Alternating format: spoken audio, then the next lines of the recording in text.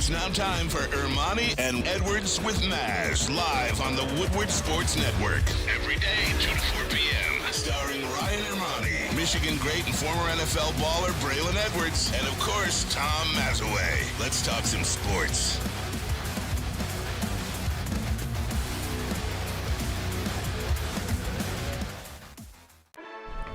Hey, let's go. Thursday show, October 12th, 2023. Ermanni and Edwards with Maz. Woodward Sports Network, woodwardsports.com, fox2detroit.com, the Fox local app. If you're watching on that platform, we say hello. Also, YouTube.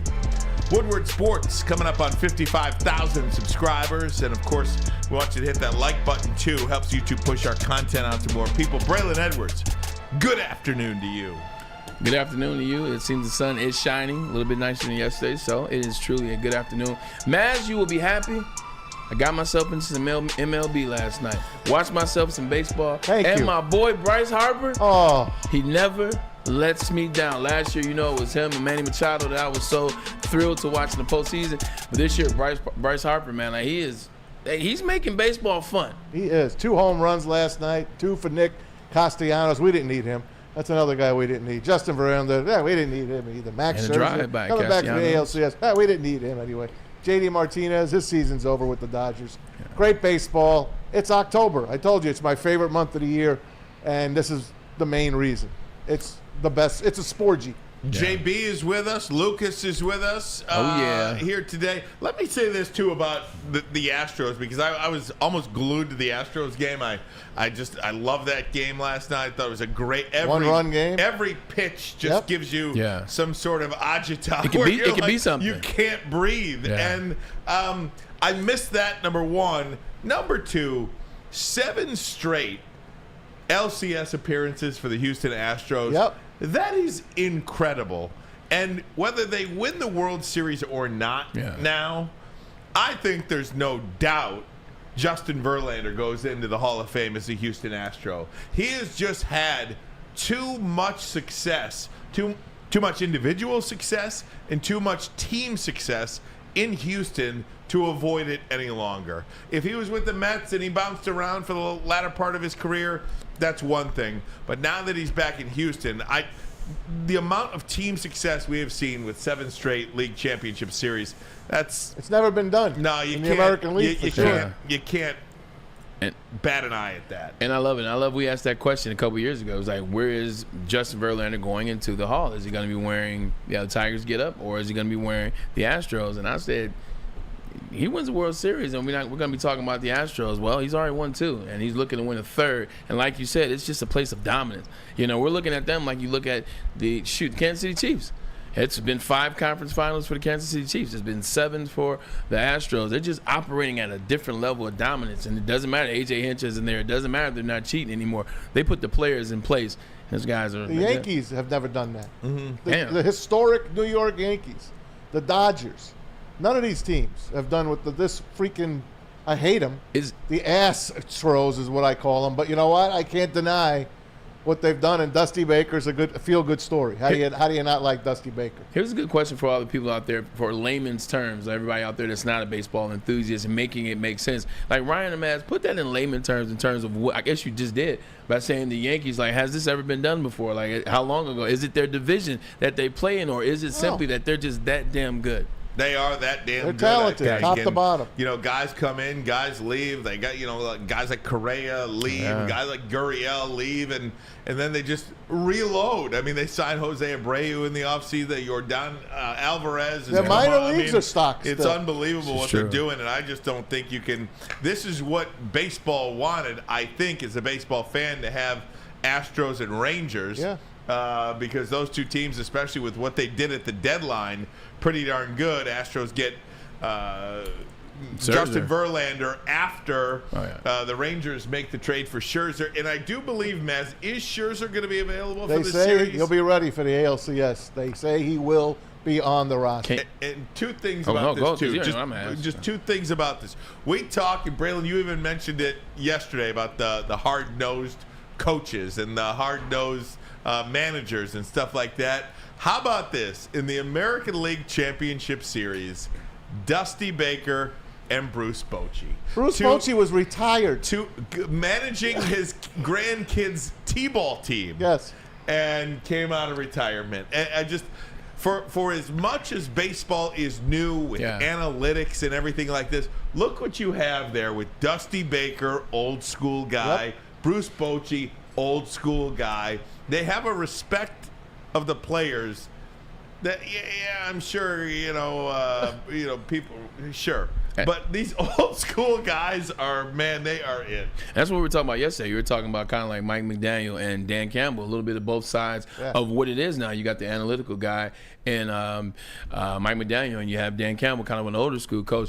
But that's what's happening all around in all professional sports. You look at baseball, they got guys that understand analytics. Dusty Baker knows how to use analytics to a certain extent, but he's also that gut feeling. Dusty Baker knows when to pull a guy. Dusty Baker knows when a guy is about to be hot. Dusty Baker still uses that gut along with analytics, and that's why he won the World Series last year. Hey, we got a second just to show you a piece of video from Bryce Harper. Sure. Usually I'll save this for my baseball minute at the end of the show, but if you don't like Bryce Harper, actually love him, I don't know if you even like sports. This is Bryce Harper hitting 2 home runs yesterday and staring down one of the Braves players that he heard say something bad about him. Check this out after the game. This is Bryce Harper on how much he loves Philly. I love this place. Flat out, I love this place. There's nothing like coming into the bank and playing in front of these fans. Blue collar mentality, tough, fighting every single day. I get chills, man. I get so fired up. Man, I love this place. I signed here for a reason, to do everything I could to bring back a trophy to this town, to Mr. Middleton, to this organization. I got chills thinking about it because that's what it's all about. I absolutely love this place. I love every single person in this organization, fighting, clawing every single day to get back to that moment. There were so many good times in 07, 08, 09, 2010, 11, and I wanted to get back to that moment. I got a serious man crush on this guy. I love this guy. This is what you want. That's an athlete that's getting paid $300 million. He's worth every single penny, Bray. I won't say I have a man crush, but I definitely admire his talents on that. You don't know what you're missing. I'll stay that way. But no, I do love Bryce Harper. I love the way he plays. I love his attitude. Look, that's why some guys get the big coin. That's why some guys get the big coin. It's not just that they're good players. It's not just that they will make your roster better. They understand how to be entertaining. They understand how to play the game. Like just his whole speech right now to the fan base, talking about the Phillies, talking to the owner, talking about wanting to be there, talking about what they are. But also he's entertaining because when Orlando Arcia was talking, you know what? He made sure to let him know as he was running back second base on both times he hit the home runs. He's a walking soundbite. He's walking entertainment. But not only that, when he gets on that diamond, he plays ball. I haven't heard that soundbite that Bryce Harper just did. He's got a better one. Until just now on the air. That is exactly, if you grow up a sports fan, if you are a sports fan, that is every single word you would want your guy to say about your team and your city. You want to be. That's why when Verlander came back that one time, remember? Yeah, of course. Like 3 years ago. It was just kind of like a. Vague. Yeah, it was very. That's a great word, man. It's very vague. Vanilla. It was like it wasn't like, oh man, this is home. This will always be home. I love my time here. Yeah. What we did. It wasn't anything. It almost felt like a stop on the train. And so, that's why I wanted to play this audio. I mean, that's everything so you want good. in an athlete. No doubt. You know they're underdogs tonight against the Braves. They're winning tonight. Spencer Strider is going to bounce back for the Braves. I don't know if they killed themselves last night, the Phillies, by getting 10 runs, 6 home runs. I was saying, save some runs for tonight. They're an underdog, minus 150. The Braves are favored in Philly. Can we just go back to him just like the last 2 years of watching him in the Phillies? And I know we're having a love fest with the Phillies, and this is football season. We will get back on track.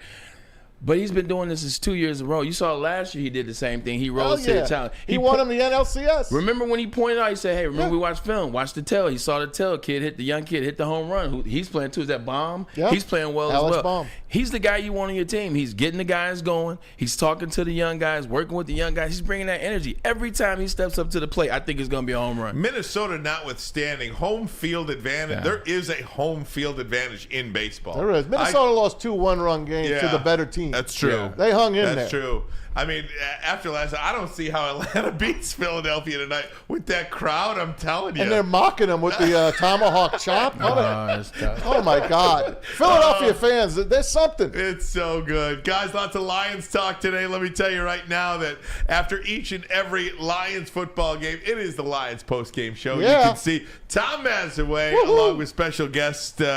You've got Stick. You've got a lot of people Stick in and here. Anson, Oh, my JB gosh. and It is Lukey. crazy. Got it all. It follows the live stream. You got it all there in the weekend. So I want to let you know after the Lions game, immediately stay tuned right here, Woodward Sports Network on our YouTube channel, Maz and Stick, with the post-game show.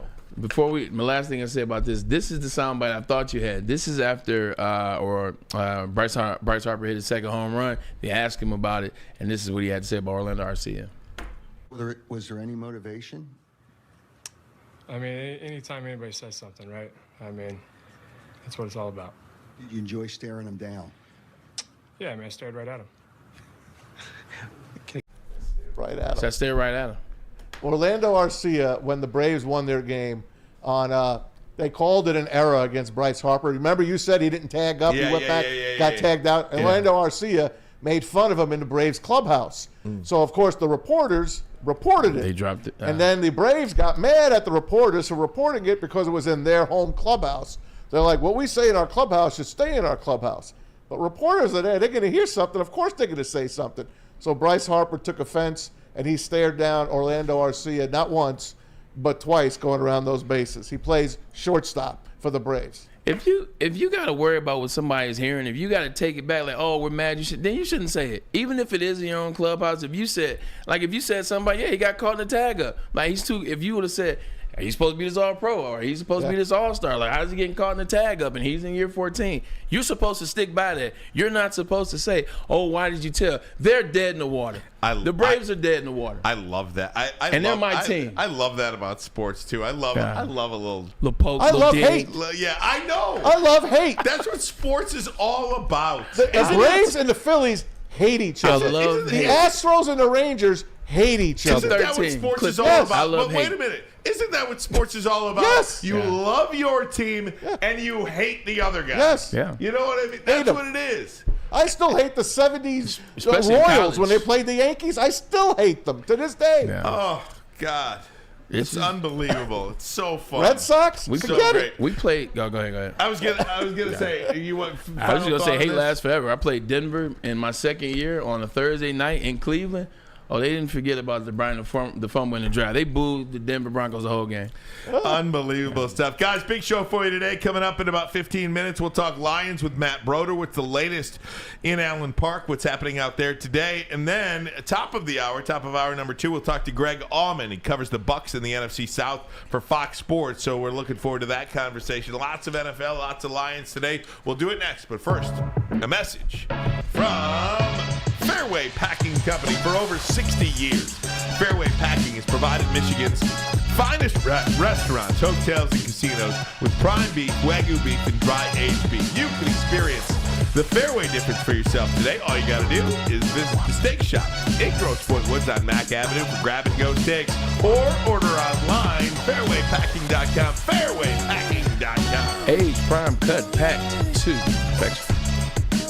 By now you know me, Christina Gennari, as the obvious choice in real estate. And you know my website, soldchristina.com, as your #1 resource for buying or selling your home. Myself, along with my amazing staff, pride ourselves on making your home buying and selling experience a relaxing and easy one. Come see why we are the obvious choice. Christina Gennari at soldchristina.com, the obvious choice in real estate. Brace yourselves, Detroit. As the sun begins to set, 2 of Woodward Sports' brightest young stars will be taking the mic for a brand new show. Woodward Nights with Spooner and Broder. The dog days in Detroit are over, and the boys are unleashed. Join in on the banter and hop on the bandwagon of the #1 night show on the internet. Tune in to the Woodward Woodward Sports YouTube channel every weeknight from 8 to 10 p.m. Woodward Nights with Booner and Broder.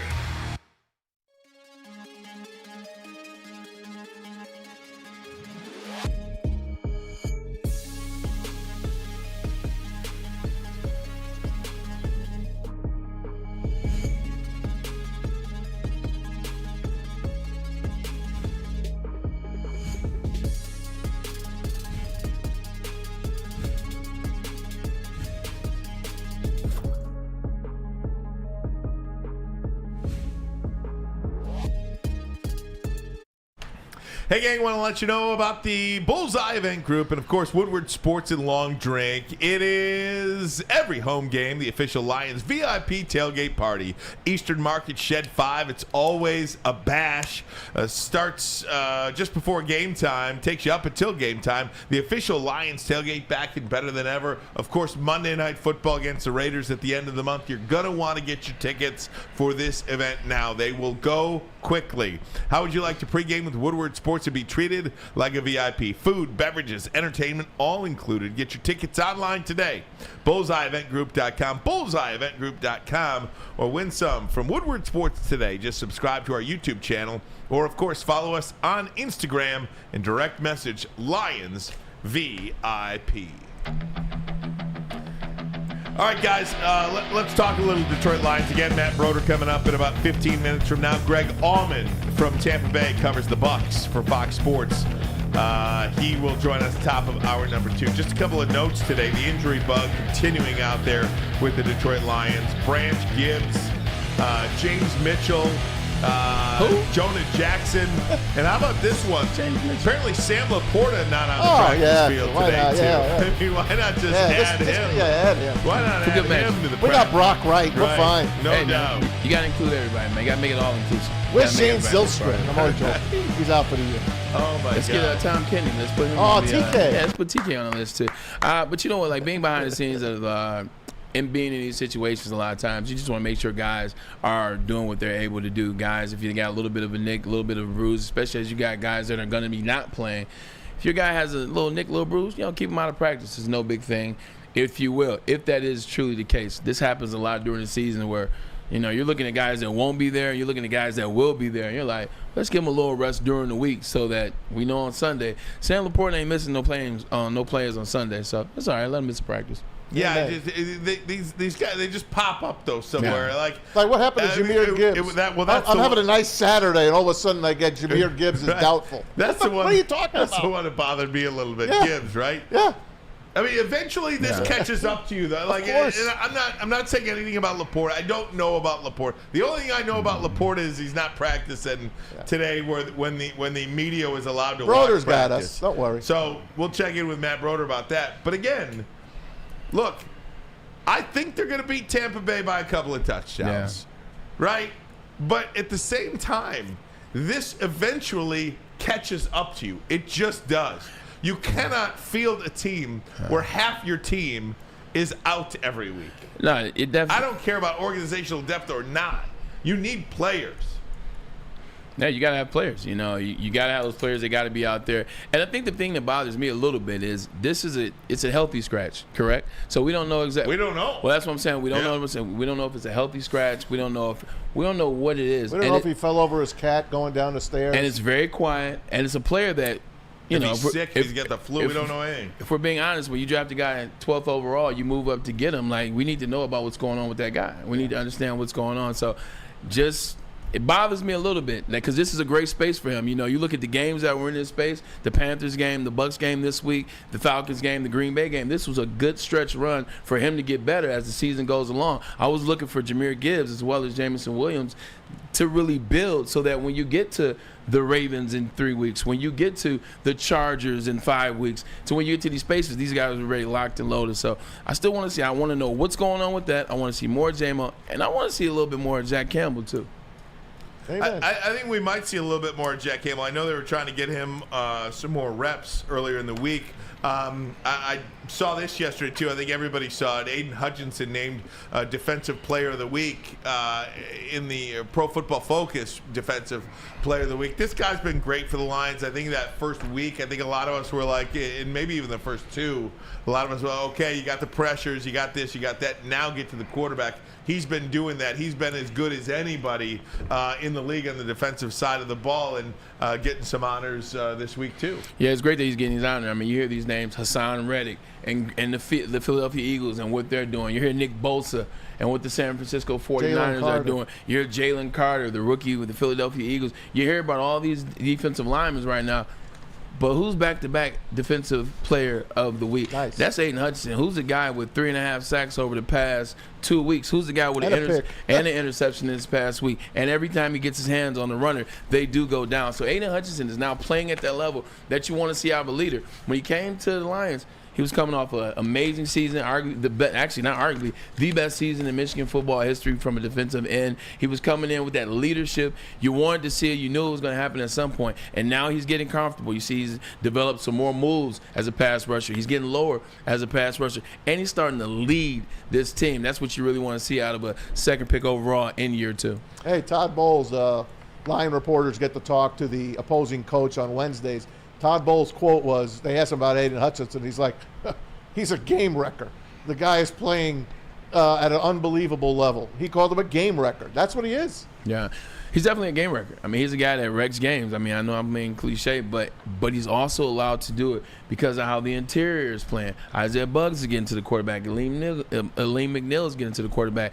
Your boy, Kaminsky. Kaminsky's playing inside and outside extremely well. And then in the back end, you're getting guys, Jerry Jacobs, Brian Branch, it doesn't matter. They're making plays as well, especially with CJ being out. So they're a collective. They're a fist right now, that defense is. Anytime I get a chance to talk about the commish, I love to talk about John Kaminsky. He is doing his thing. But Aiden Hutchinson, just looking at some of the numbers for Hutchinson, most total pressures generated in 2023, Aiden Hutchinson. Most quarterback hurries, Max Crosby, 1, Aiden Hutchinson, 2, and Micah Parsons, 3. Most consecutive games with a sack, active NFL streaks. Chris Jones, 1, Aiden Hutchinson tied with 4 others. I mean, these are just some of the names that he has lumped himself in with.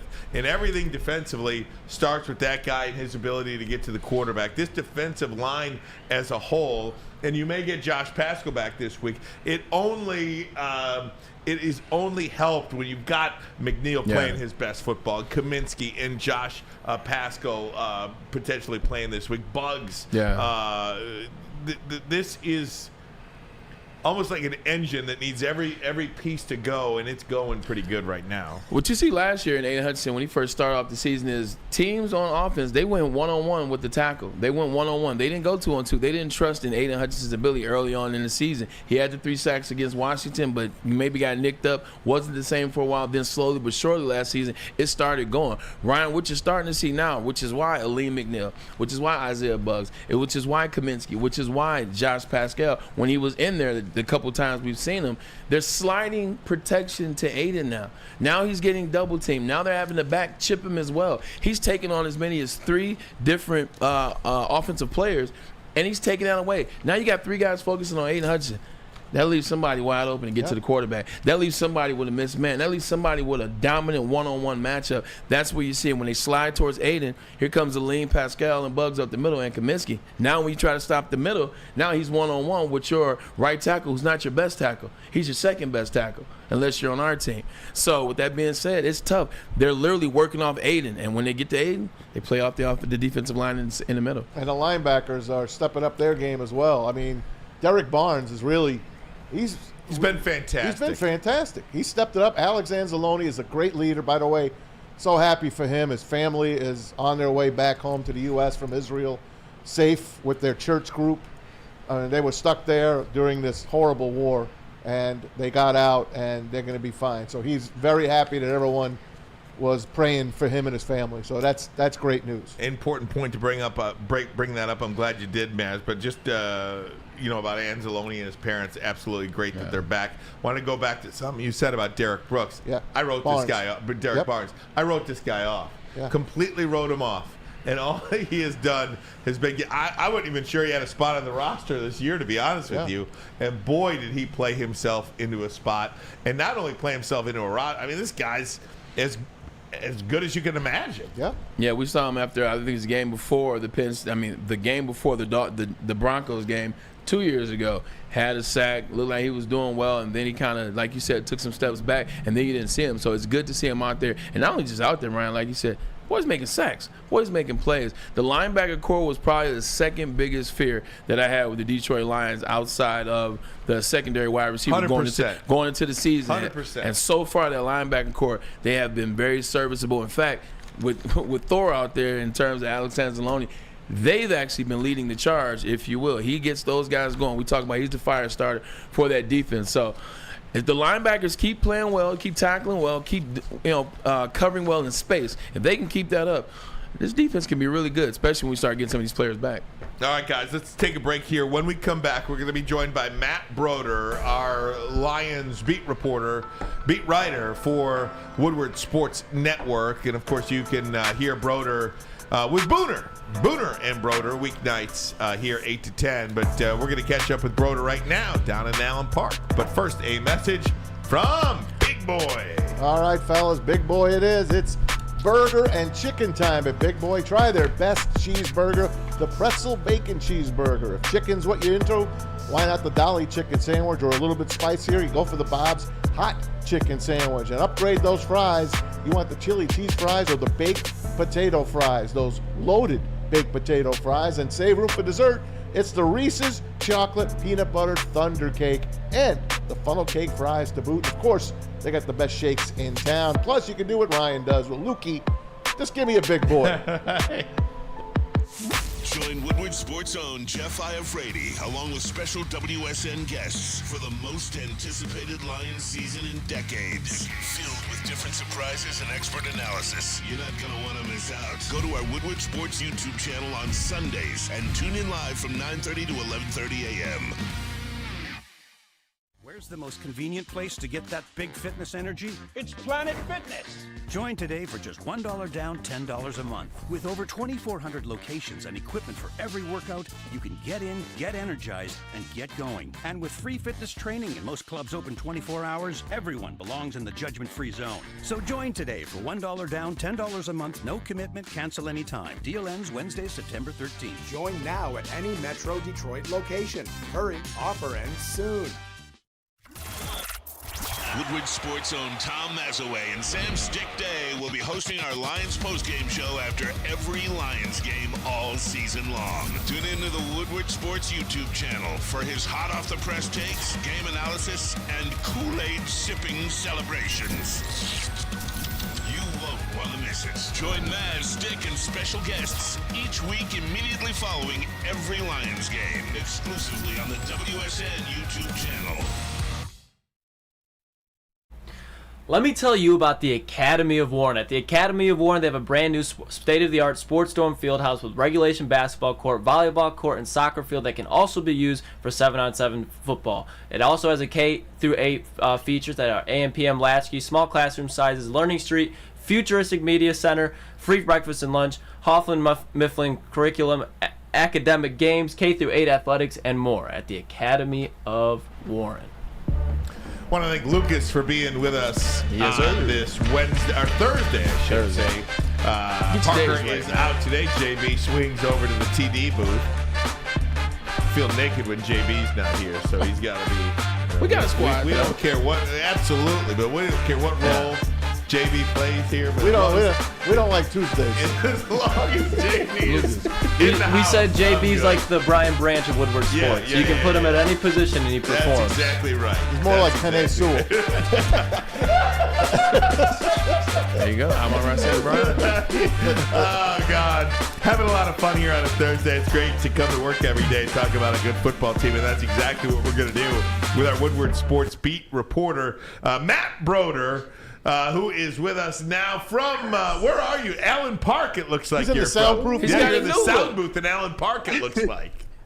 I am in Allen Park. I'm not in my normal room. The interview room is like right in between the media room and the locker room. And we're going to the locker room right after this, so there are a bunch of people coming in and out. I'll be back there the next time. Bro, let me ask you, what's the name of your album? Because you're clearly in somebody's sound studio. What's the name of the album? What are you going for? I can't reveal that. That's okay. going to be something we reveal on Woodward Nights. It's an album we're putting together as a. Can you tell me the genre? What's the genre? Oh, hip hop for sure. Okay, there it is. We're good then. We're good. Couple trap beats, we'll be all right. Many bars on Woodward Nights. Hey, Matt, fill us in. What's going on out at practice today? I think when we saw that Sam Laporta is not there, it kind of makes us we're like, oh, here we go again. What's going on there? Any word? I'm going to be honest with you. I don't have much detail into why he wasn't there, but Sam Laporta was missing. Jonah Jackson was missing. Jahmyr Gibbs, actually, to take one step back, Brian Branch was also missing from practice. And to be clear, we're only out there for the first 10 or 15 minutes of practice. We get time to see them stretching and then go through their first round of individual drills. So there could totally be something that happens in the next, in the hour and a half after that where, they come out onto the field. But the official injury report comes out at 4 o'clock. But for the start, no Branch, no Laporta, and no Jonah Jackson. But we saw Jahmyr Gibbs, we saw Josh Paschal, and we saw James Mitchell doing some rehab, doing some active movement, some active stretching with one of the trainers on the side field. So it seems like they're getting healthy. They're getting back into the mix. I was about to quote one of my favorite theme songs from the early 90s. Where in the world is Carmen Sandiego as it relates to Jahmyr Gibbs? Do we know what happened to Jahmyr Gibbs this week? Was it a healthy scratch? Was it some last second? Do we have any information on that, brother? We don't. It wasn't something they came right out and said. My guess, this is just my speculation, that it was a healthy scratch. He had done something to his hamstring that Friday in practice. It caught everybody by surprise. But I have this feeling that if it was a more important game, that he would be playing. They're being extra cautious, with especially the younger guys. Keeping Brian Branch out of that game, Jahmyr Gibbs, and Amon-Ra St. Brown. So I think, gut speaking, I think it was more caution versus a serious injury. I would expect him to be out there this weekend. Hopefully, I don't know at what snap count or what percentage of snaps he'll be out there, but I think they're going to get him back into the mix. The way I saw Amon-Ra St. Brown bowling on Tuesday night, I think he'll be fine for Sunday. But talking about his counterpart, Jamison Williams, what do you think the implementation? I know I'm going to ask you this question every week, so get ready for it. What do you think the implementation will be for J-Mo this week? I think we want to see more of him, and it was good to see him blocking down the field as well. Yeah. I think we're going to see even more of him. Each and every game he's out there, each and every game he gets more comfortable out on that field in that offense. One of the things Ben Johnson spoke about in his press conference today was they want to see, just because of Jamison's injuries and the suspension, everything that's happened, they haven't gotten to see him in multiple practices in a row, put together a good stretch of practices and really get comfortable, really get in rhythm with Jared Goff in this offense. He said he had a great week last week and just keeps getting more in rhythm with that group. So I think that he's going to be out there a lot more. Ben Johnson did also speak on that blocking, and I know it's been somewhat polarizing on social media, people saying, well, he's your number 12 pick. He needs to be catching the ball to make a difference. Some people are really happy with his blocking. Ben Johnson was showing true emotion. He was really pleased with how he was competing, how he was blocking out there. Really referenced some of those running plays by David Montgomery, that J-Mo was downfield with all that energy, all that competitive energy and spirit, making those plays. So it's being noticed by the coaches, and that's the stuff that Ben Johnson wants to see to get him out on the field even more. Hey, Broder, let me ask you this, because I heard Dan Campbell say earlier in the week, he talked about this team's maturity, and I just thought that was, for the most part, the Lions are a young football team, but they play with such a kind of a mature confidence where they're able to put things behind them. And, they celebrate after a win, but then they come back the next day and they put the work in. They don't take anybody lightly, and I think they're a better team than Tampa. They were a better team than Carolina. They went out and proved it. I think they're a better team than Tampa. They got to go out there and prove it now. Why do you think this team has shown the ability to have this maturity level about them that really veteran-laden teams and teams that have had lots of success together have? But why do the Lions have it now? It's just so great to see. Yeah, I honestly believe that it starts with that coaching staff and starts with the trust of the front office, of the organization and Sheila Ham. Chris Spielman, Rod Wood, trusting in that coaching staff. You know, through that stretch, the first year of Dan Campbell, the second year when they were 1-5, and Sheila Hamp came out and really gave her support for Dan Campbell and what the entire staff, what the team was doing. They felt they were doing the right things. It just wasn't showing up in the win column yet. I think that's starting to carry over, having got through that point, having not changed anything drastically, except for maybe the quarterback's coach, Aubrey Pleasant. I believe that's just starting to sort of ooze out of their identity now. That sort of that tough attitude, that tough mentality. And then when you think about the guys that they've drafted, they've gone after mature players in college, whether it's 2, 3, or 4-year players. They're captains. Some of them are 2-year captains. I believe with Jack Campbell or Sam Laporta, they're 2 of those guys. Yeah. So I think they're building this team with football players like that not just love football, but are competitive and don't want to lose. They don't know what losing is like. So they're coming into this organization that was hot at the end of last year, and they're just continuing that momentum. Man, bro. Go ahead, man. Oh, I'm sorry, Maz. Bro, let me ask you one question. Jack Campbell, you just mentioned him, 2-year starter, Iowa, got drafted, our second pick in the first round this past year. He's the guy that has 19 tackles, he has 1 sack, and I believe he has 6 assists total. What are they saying about Jack Campbell's his progression? And the reason I ask, because we don't see him make a ton of big plays, but he is on the field and he is getting tackles. He is filling up that stat column. But what are the coaches saying about his performance so far this season? Yeah, they really like where he's at, actually, and they spoke. Aaron Glenn spoke about Jack Campbell in his lack of time on the field, which he's getting some playing time, some snaps, and it's going up usually each game. His lack of time out there is due to the performance of the players around him. He is really impressed with Derek Barnes, as am I. Alex Anzalone has been a stud all season, and even Malcolm Rodriguez. Aaron Glenn referenced Malcolm Rodriguez didn't get as much time this last week, but they absolutely love what he's doing on special teams. They love what he's doing in practice, and it was more of just how the game played out that was the reason he wasn't out on the field on defense more. So they have so many good things to say about Jack Campbell. He just continues to be a sponge. All the knowledge, he's always looking around, like trying to gather as much knowledge as possible. I do think too they're going to try to put him in some new spots. They're going to play him in the same position a little bit more, like we've seen out of Derek Barnes. They're just going to try to put him in more places where he can take that thought out of it and he can just go play football as he continues to develop, and that becomes more second nature to him. Matt Broder joins us from Allen Park. He's our Lions beat reporter and writer, my man. All right, bro, talk about the defense holding the opposition under 100 yards. They've done it every game so far. They get Tampa Bay. They don't really run the ball very much. Are they really concentrating on that? Is that a record they want to continue to have? You know, I don't know if they're chasing that record, but they're 100% focused on stopping the run. They think of taking that identity out of the opposing team. And although Tampa Bay hasn't been so successful this year, it is something they're committed to, and it's something they give the ball to Rachaad White. And Rachaad White's no slouch. He is probably the worst running back that they've faced thus far this season, but it's arguably the best offensive line that they faced this season with Tristan Wirfs and my guy out of North Dakota State, Cody Mauch. I can't wait to watch him.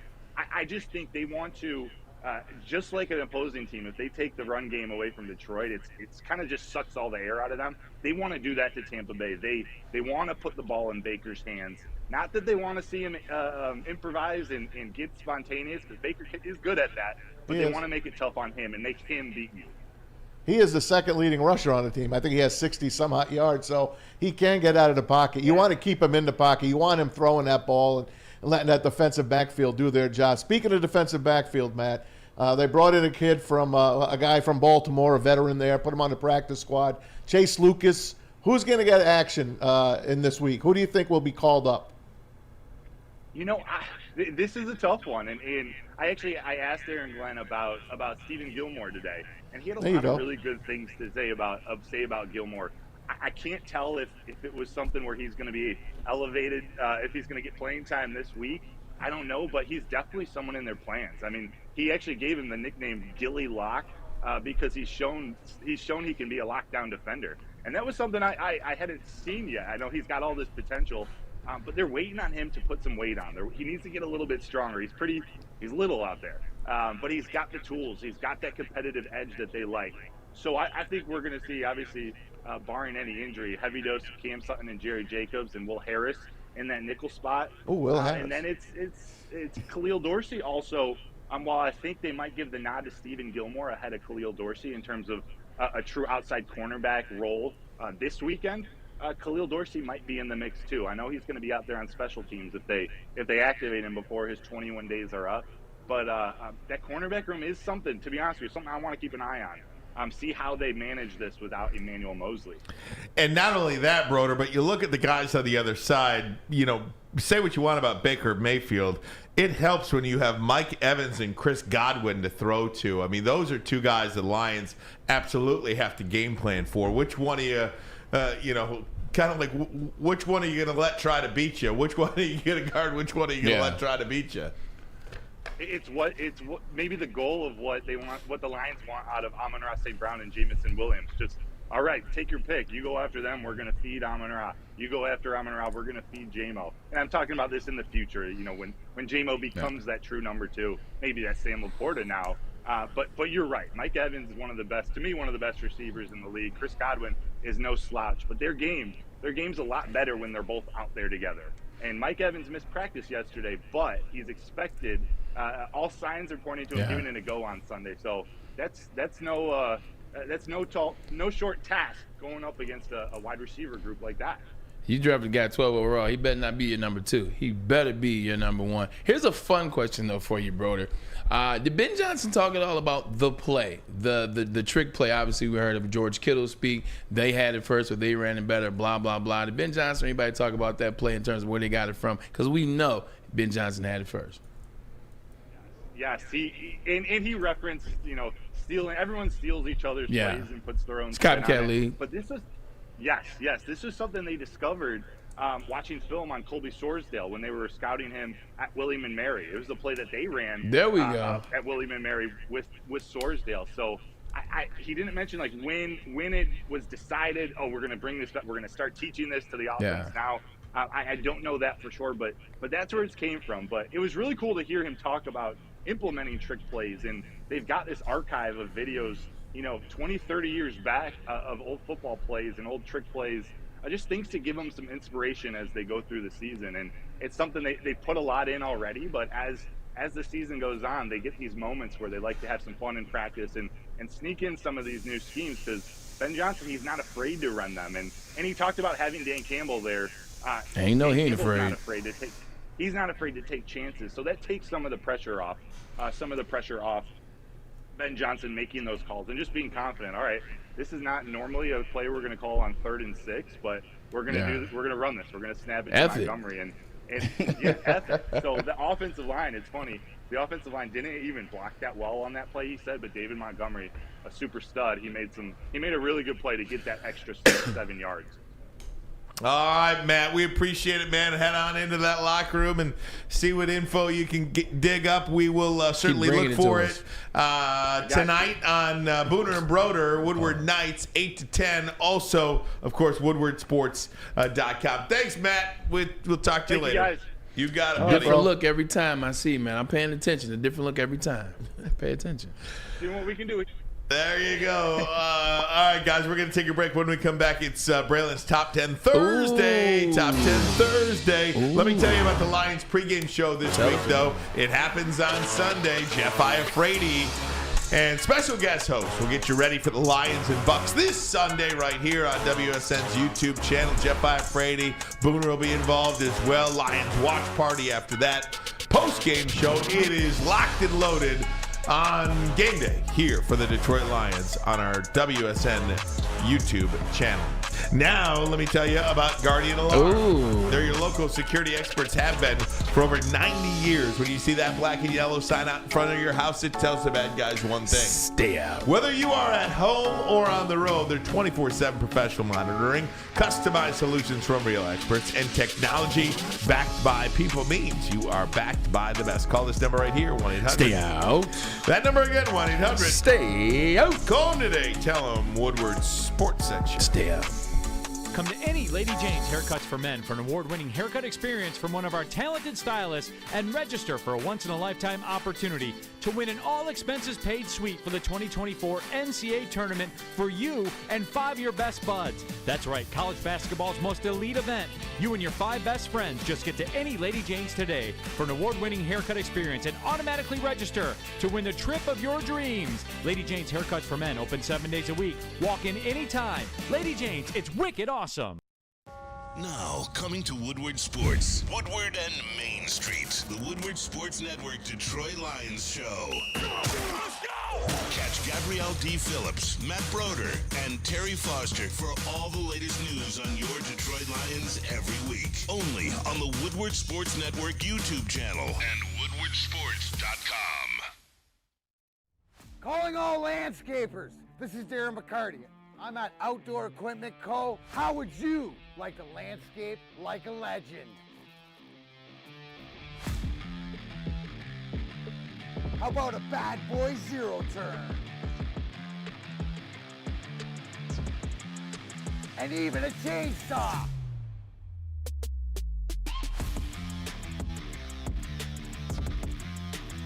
And even a weed whipper. So register today at OutdoorEquipCo.com, and even you could have DMAC on your landscaping crew. Join Woodward Sports' own Jeff Iafrate, along with special WSN guests for the most anticipated Lions season in decades. Filled with different surprises and expert analysis. You're not going to want to miss out. Go to our Woodward Sports YouTube channel on Sundays and tune in live from 9:30 to 11:30 a.m. Hey, gang, let me tell you about Les Stanford Chevrolet Buick GMC Cadillac. They got everything. What happens when you run a great business for over 50 years? You expand and offer more products to more people. That's exactly what Les Stanford did by adding Les Stanford Buick GMC. They offer the same great service that customers have come to know and trust. They're located on Ferndale, just south of 9 Mile, on Woodward Avenue.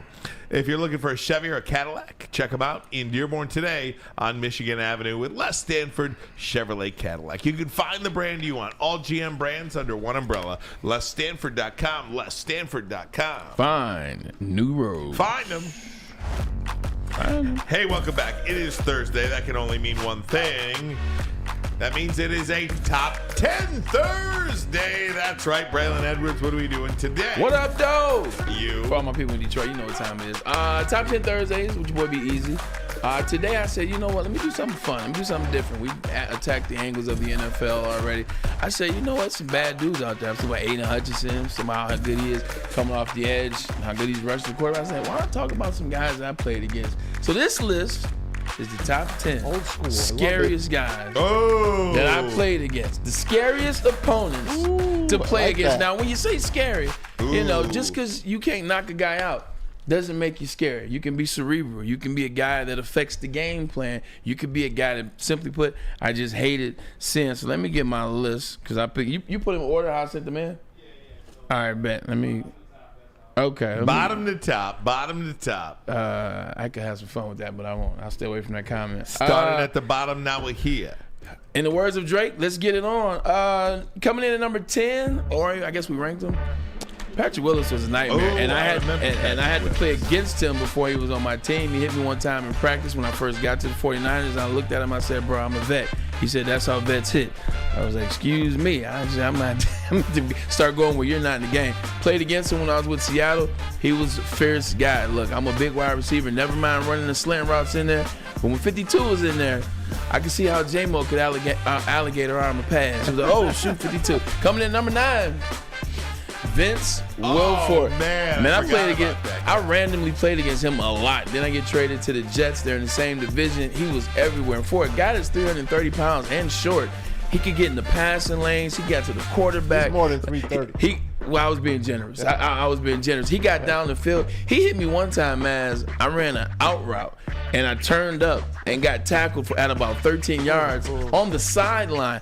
What the hell is Vince Wilfork doing on the sideline tackling a wide receiver? Vince Wilfork always hated to play against him. Number 8. Ed Reed, so I really. If he's 8, I can't even believe the first 7. So technically, I didn't put these in order. Okay. I just sent it in as these are the guys. Now the guy that I put number 1, he's number 1, but the rest of the guys, because Ed Reed could definitely be number 1. Didn't really hit me in terms of like make contact, knock my helmet off, anything crazy like that, but he knew where everything was going. I watched this man for 4.5 years inside the same division dissect our plays, which weren't much in Cleveland. He dissected everything. All right, Keller's in motion. Braylon's going to run the curl route. Here comes the slant route by J-Mo out the backfield. Watch. Oh, Steve Hines on the back end. Hey, Ray, shift. What were you saying on the line? Oh, yeah. No, he knew it. I come to the line, and it actually got fun. Yeah. I get to the line, like, bitch, can't guess this one. He was like, all right. Who's moving? Joe Jurevicius is gonna try to run that corner route. You're gonna try the little pick. I'm like, but it was nonstop. Plus, he was a good dude. Coming in at the next. Let's just go next. Hall of Famer. What you'll notice about this list, man? All safeties.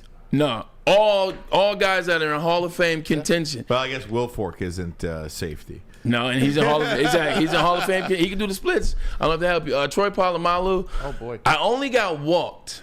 And the definition of walk is having enough lead and you get caught. That's getting walked, which means you shouldn't have got walked. We were playing the Steelers, and I had a lead on him. I got an out route. The DB fell. I thought I was going to the house. It was raining. I felt like I was running mud. And all of a sudden, he runs loud and aggressive, and he breathes hard. I was like, oh, shoot, he's coming. I said, oh, shoot, he's coming. That's good. I start trying to zigzag. I'm hearing it. I zigged right into him. Like, I'm like, I zigged, he tackled me. But anyway, had 133 yards. But Troy Polamalu was a nightmare, man. He just was. They allowed him to do so much. Like, it wasn't like, trust me, he got cooked a lot because he took a lot of chances. But his defense was so good. Joey Porter was out there, Larry Foote, Lamar Woodley. I mean, the list goes on. They allowed him to take those chances. That's how you see those great plays, like him jumping over the Chargers offensive line and sacking Phillip Rivers on the goal line. Next player, who we got? Ndamukong Suh, man. I played against him 4 times. Ndamukong Suh was just one of those guys. Like, he's just like, you see that look, right? That's him. Like in Ndamukong Suh, you guys loved him. He played for the Lions. You got to cheer for him. But being on that other side of Ndamukong Suh, like, you know you got tackled by Ndamukong Suh. Like, he stepped on my ankle one time. Oh, yeah. Like it was one of those things where he stepped on it. I'm like, I'm going to have to shoot this dude. Like, I was like, you can't fight him. So Ndamukong Suh is one of the scary players. He's still scary. And he's not even on the team. Number 5, Bob Sanders. Oh, I forgot about Bob Sanders. And I had to play against this joker, college and in the NFL. Reckless abandonment. That's why he didn't play long, but he was an MVP, defensive MVP. I want to say 2006 or 7, whatever. He's a hell of a player, man. He just loved to hit. He could have an interception for 6 or hit you. He would hit you. Yeah. He did not care about the ball. He did not care about interceptions. He didn't care about none of that.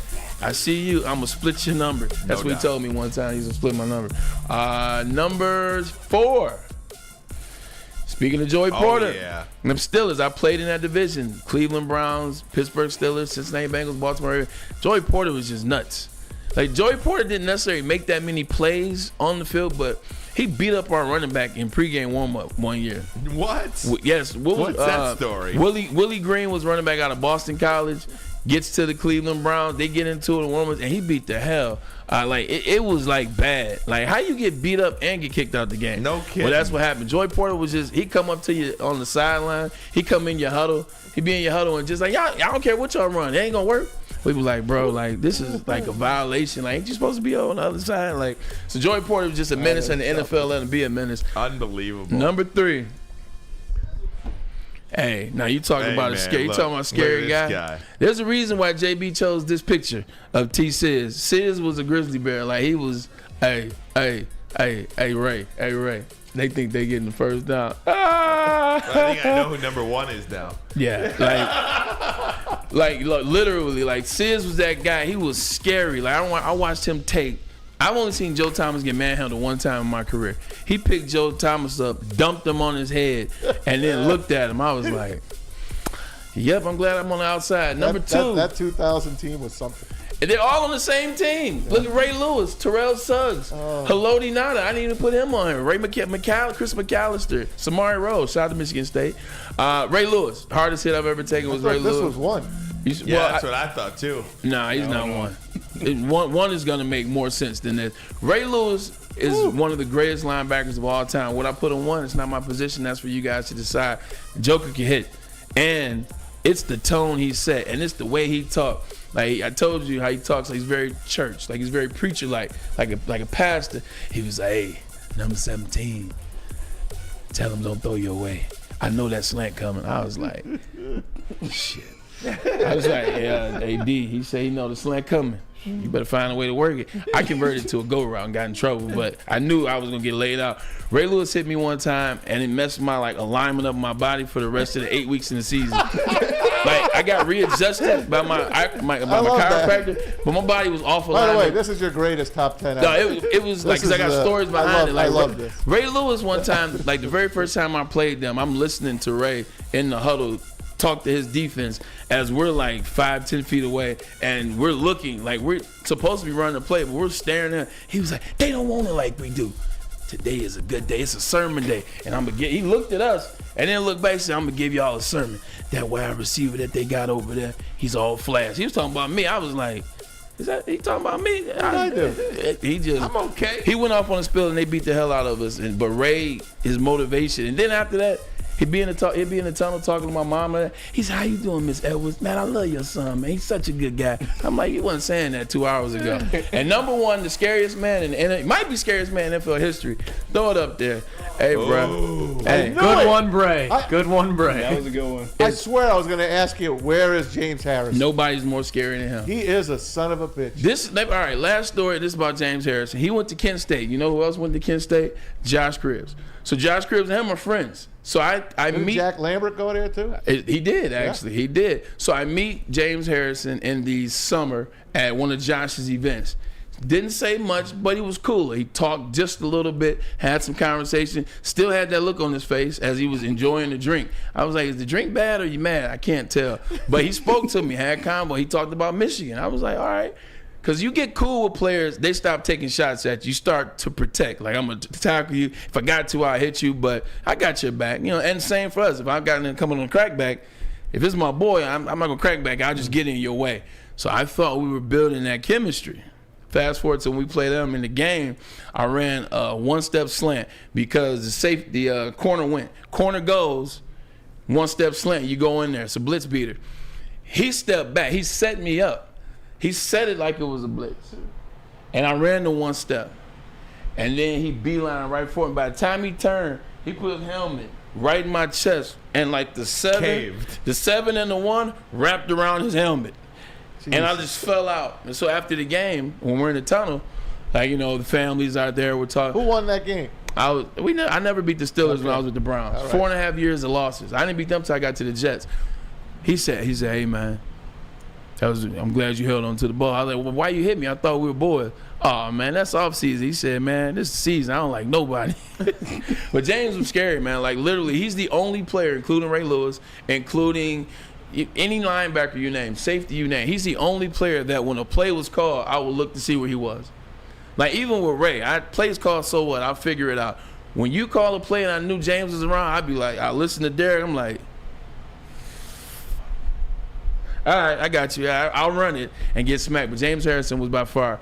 He's still scary. He's in the gym working out like the apocalypse is coming. He cars. Exactly. Anybody in college put that fear in you like that? Did you ever play anybody, at USC or Texas that you were like, I gotta locate this guy. Nah, because we were so tough at Michigan. Michigan, we were tough as nails at Michigan. Right. We were tough. So even Ohio State, I didn't care about AJ Hawk or Bobby Carpenter or C. Grant. None of them dudes. James Harrison. Bob Sanders was scary in college too, though. Iowa, right? Yeah. James Harrison has one of the top 5 greatest plays in Super Bowl history that no one talks about. Oh no, that's the best play in Super Bowl history. It's 100 yards with the interception or fumble. It's the most 100 yards dancing on the sideline as the clock is expiring. All the Cardinals have to do is push him out of bounds. He scores and gives the Steelers the lead going into halftime. Kurt Warner comes back, hits Larry Fitzgerald later, and then they lose with Santonio Holmes. That's a great Super Bowl. Larry's one mistake, and shout out to Larry Fitzgerald, a friend of mine. Larry doesn't make many mistakes. One of them, he kept trying to get the ball out. as opposed to just tackle James Harrison. He was trying to punch it out. Just tackle him out of bounds. So the one thing, and I'm done with the list. Dude, this is your best top 10 list. Yeah. I appreciate By it. far. Shout out to JB for the graphics. It helped. Absolutely, JB. Good job. Actually, definitely the most entertaining. Yes. Which is all that I'm here for, is the entertainment. I love it. Entertainment like Bryce Harper. You look at that list, you know what you notice? James Harrison, Defensive Player of the Year. Ray Lewis, Defensive Player of the Year. Terrell Suggs, Defensive Player of the Year. Bob Sanders, Defensive Player of the Year. Troy, Ed, and Patrick, all Defensive Player of the Year. I had to see them jokers like twice a season. And play wide out. Good stories, man. Dang, man. You gotta love the game, baby. That's why I loved you running in mud. That was I was running in mud literally because the he 1 walked in my 7 ass. wrapped around his helmet. It was. And my body caved in. It did. Unbelievable. All right, guys. We should replay that segment. We are expected to be joined by Greg Allman next. Covers the Bucs in the NFC South for Fox Sports. We'll do that next. We'll talk Lions and Bucs. But first, a message from Swiss. Lucas, you got That's you, Locust. Come on, Locust. It's okay, Locust. That's in the Bible. Yeah, right. That's true. Hold on here. We'll buy some time for Lucas here. Get you tight, man. Lukey. Come on What's down to that Swiss wrong, Insurance, Lukey? man. See my guy Mark. What the devil? It's the one with the Lady Janes on it.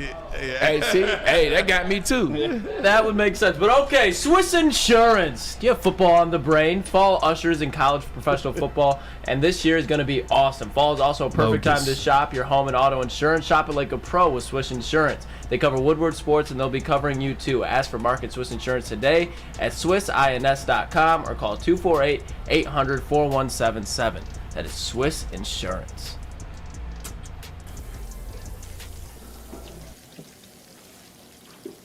Burgers and chicken sandwiches are taking over at Big Boy. Try our new pretzel bacon cheeseburger. Turn up the heat with Bob's Hot Chicken Sandwich.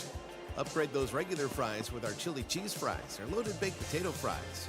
Hit your sweet tooth with funnel cake fries or Reese's chocolate peanut butter thunder cake. Load up on all your favorites today at Big Boy. Now, coming to Woodward Sports, Woodward and Main Street, the Woodward Sports Network Detroit Lions show. Catch Gabrielle D. Phillips, Matt Broder, and Terry Foster for all the latest news on your Detroit Lions every week. Only on the Woodward Sports Network YouTube channel and woodwardsports.com.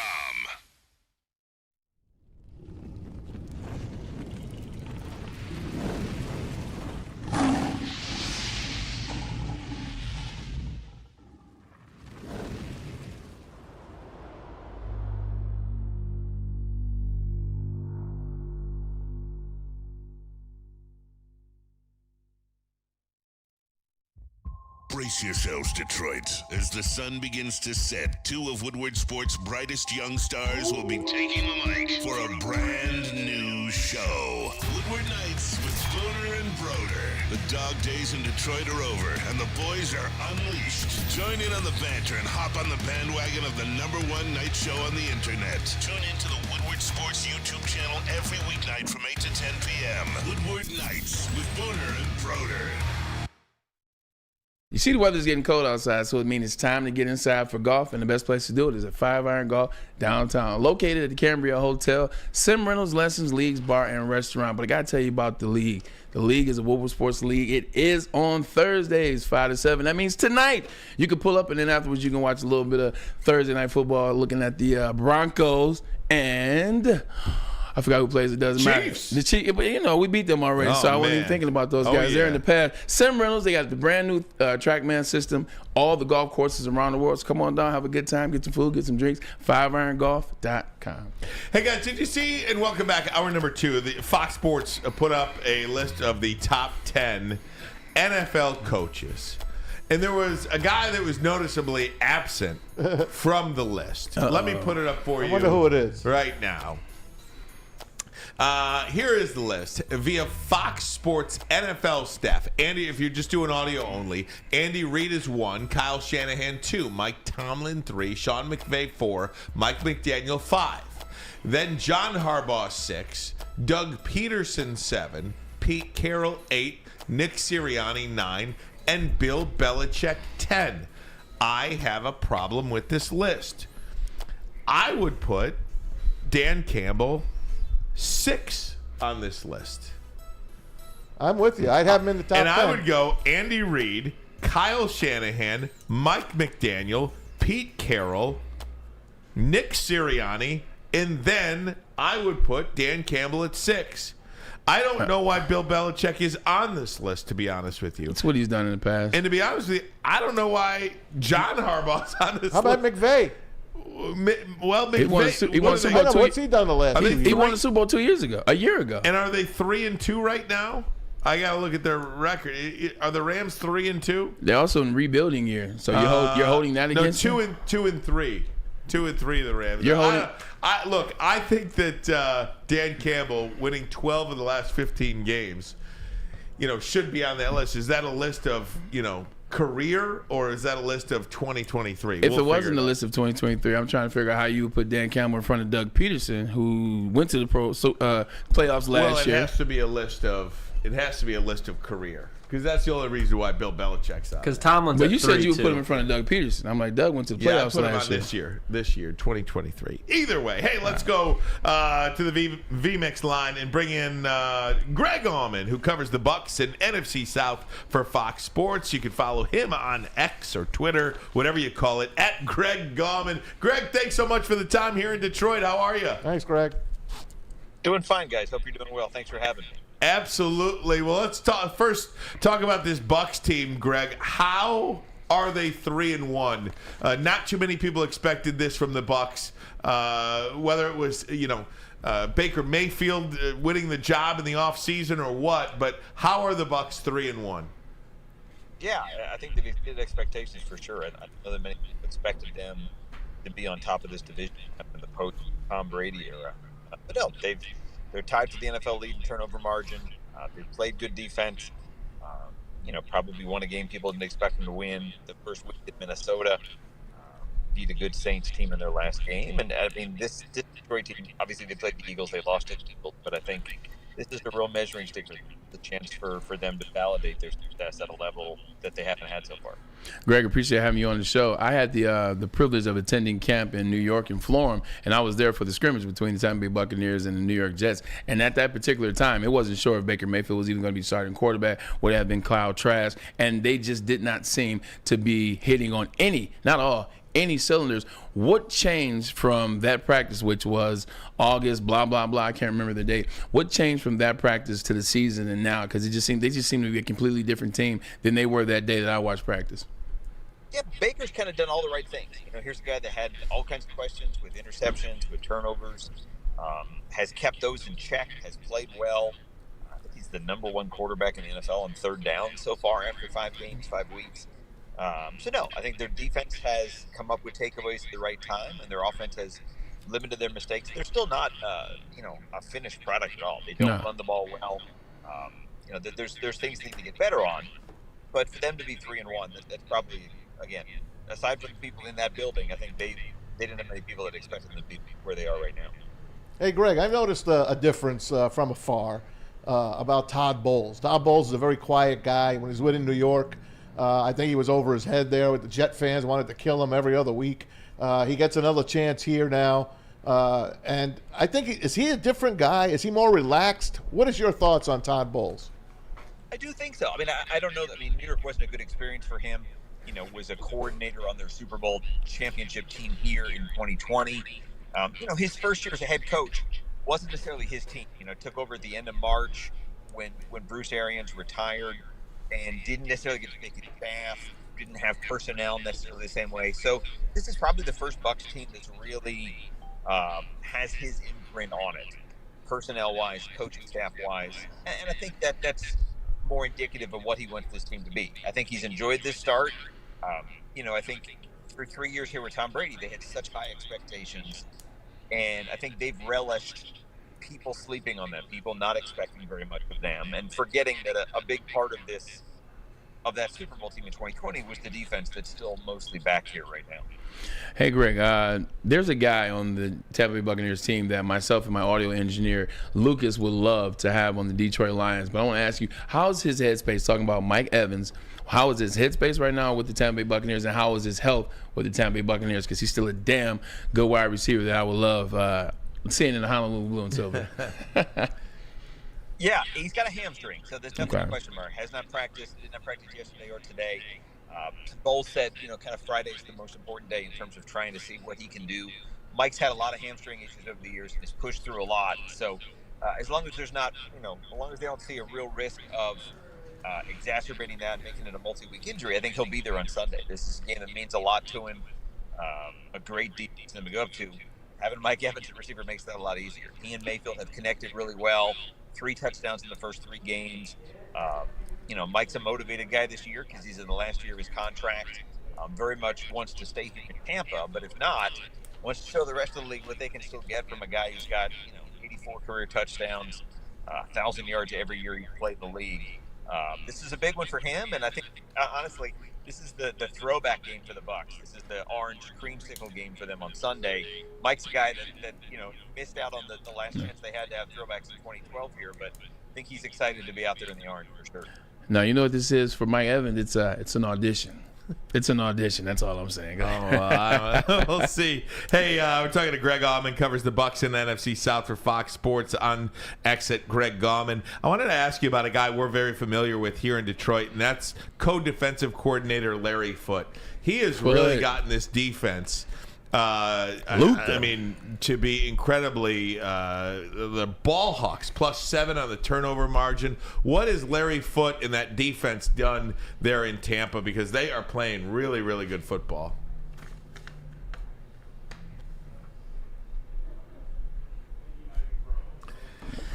I think he's frozen now, and that's he must be a hamstring. Got no service. Yeah, he'll come back. We'll be back. He'll come back. All right. Well, either way, I like the question. We should call the foot there doctor. we go. Let's put him back. Greg, sorry we froze up a little bit. Just to reiterate the question, Larry Foote and that defense, man, they're playing lights out football. Yeah, this is definitely Todd Bowles' defense, but they're very comfortable with the 2 co-defensive coordinators they have. Casey Rogers handles the front end. Larry Foote handles the back end. Larry's done a great job. They've had him with inside linebackers, with outside linebackers. A young guy who's probably ready to be a coordinator on his own, a play caller himself. They've been great. When you think about opportunistic ball-hawking defenses, that's what a Larry Foote defense looks like. Greg, final question. When you look at the NFC South, obviously the start from Tampa Bay notwithstanding, what do you make of this division right now? You've got 3 teams that have won 3 games, New Orleans, Atlanta, and Tampa, and then you've got Carolina there. This seems like it's going to be a dogfight to the finish here. Somebody's winning this thing. Yeah, it should be. I think they've been better than expected. Obviously, the entire division didn't have a team with a winning record last year. So between Brady retiring, not the biggest names at quarterback across this division, I think the expectations were low. And again, I think defense is probably what's brought those teams to their success. I think all 3 of those are in the top 10 in total defense right now. Atlanta's probably gotten a little bit more out of Desmond Ridder than people had expected. Derek Carr just starting to click with New Orleans, and Carolina's probably another story at 0-5. But 3 teams, and you don't think of this as a division that could yield a wild card. But if they keep going, they'll be right there in the thick of it come January. Greg, I got one last question, and I think it's our last question too, and it's about a player that I absolutely love. I played against his father, and Antoine Winfield. He was operating at such a high level when he came into the league. They won the Super Bowl, and I think he's still operating at a hell of a high level. I think he has 11 sacks in his career, which is insane considering he's a corner. Talk about where he's at right now, because I know as he goes, so does that secondary. How's Antoine Winfield doing right now? Yeah, absolutely. Just an absolute leader. They just named him the captain for the first time this week. First time to be a team captain on this roster. Does a little bit of everything. They can blitz him a ton, great in coverage. Antoine Winfield, you think about 4 games in right now, he's another guy. We talked about Mike Evans being in a contract year. He's at the end of his rookie contract. I think they very much want to keep him here in Tampa. He'll be a priority for them in terms of young leaders they want to stay in Tampa. He's going to get paid really well. Hell he's yeah. going to get paid $15 million a year and more as one of the best young, do-it-all, versatile safeties in this league. Todd Bowles is an old safety himself, so I always think about the safeties in his defense are absolute weapons, and Antoine Winfield is a guy who's undersized but does everything, and it's a big part for when you think about the turnover margin, the takeaways, he leads that effort, both in forced fumbles. That game against the Saints really turned on Antoine Winfield poking a ball out inside the 5-yard line the last minute of the first half to set up a touchdown, and it really changed the tone of the game. It separated those two teams, and that's what he does for this defense. All right, Greg, thanks so much for the time, my friend. Enjoy the game on Sunday. Enjoy the weather there in Tampa. We're a little chilly here today in the Motor City. All right. Follow Greg on X Greg, at Greg appreciate you. Gauman. Thanks so Greg Auman, sorry. Thanks so much. All right, we're going to take a break. When we come back, we will talk about tonight's game, Thursday Night Football, Chiefs, Denver. We'll do that next, but first a message from Glorious. You got to get it right, baby. You got to get it right because it's gloriouscannabis.com. That is CANNA.com. Glorious Honolulu Blue. It's the bubble kush. It is smooth. It is flower. It smells magnificent. It is a great product. Yo, you can get it anywhere. You can get it any dispensary you want to go to. We prefer Dispo. That's our people over there. But get it anywhere they sell it. It's rubbed and hash. It's smooth, man. And when the lines keep rolling, you want to be rolling too. gloriouscanna.com. Glorious.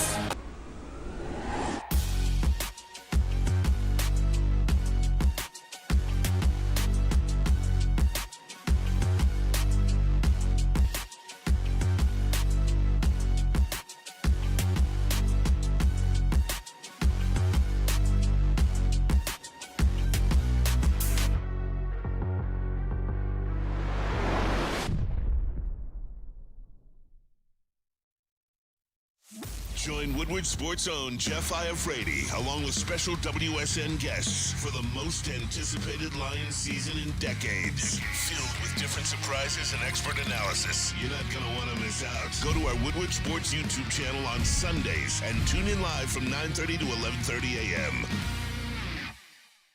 Gabby is a college student struggling to study for her big exam. Then she discovered Syntron, a healthy way for her to stay awake and focus. Jennifer frequently has chaotic days like this until she gets online, orders some Syntron, and finds her groove. April visited her local grocery store, purchased a case of Syntron, and entered to win the Syntron 100K Vegas giveaway. Pick up your case of Syntron today at any Meijer location or visit drinksyntron.com/Vegas and enter for the 100K Vegas giveaway.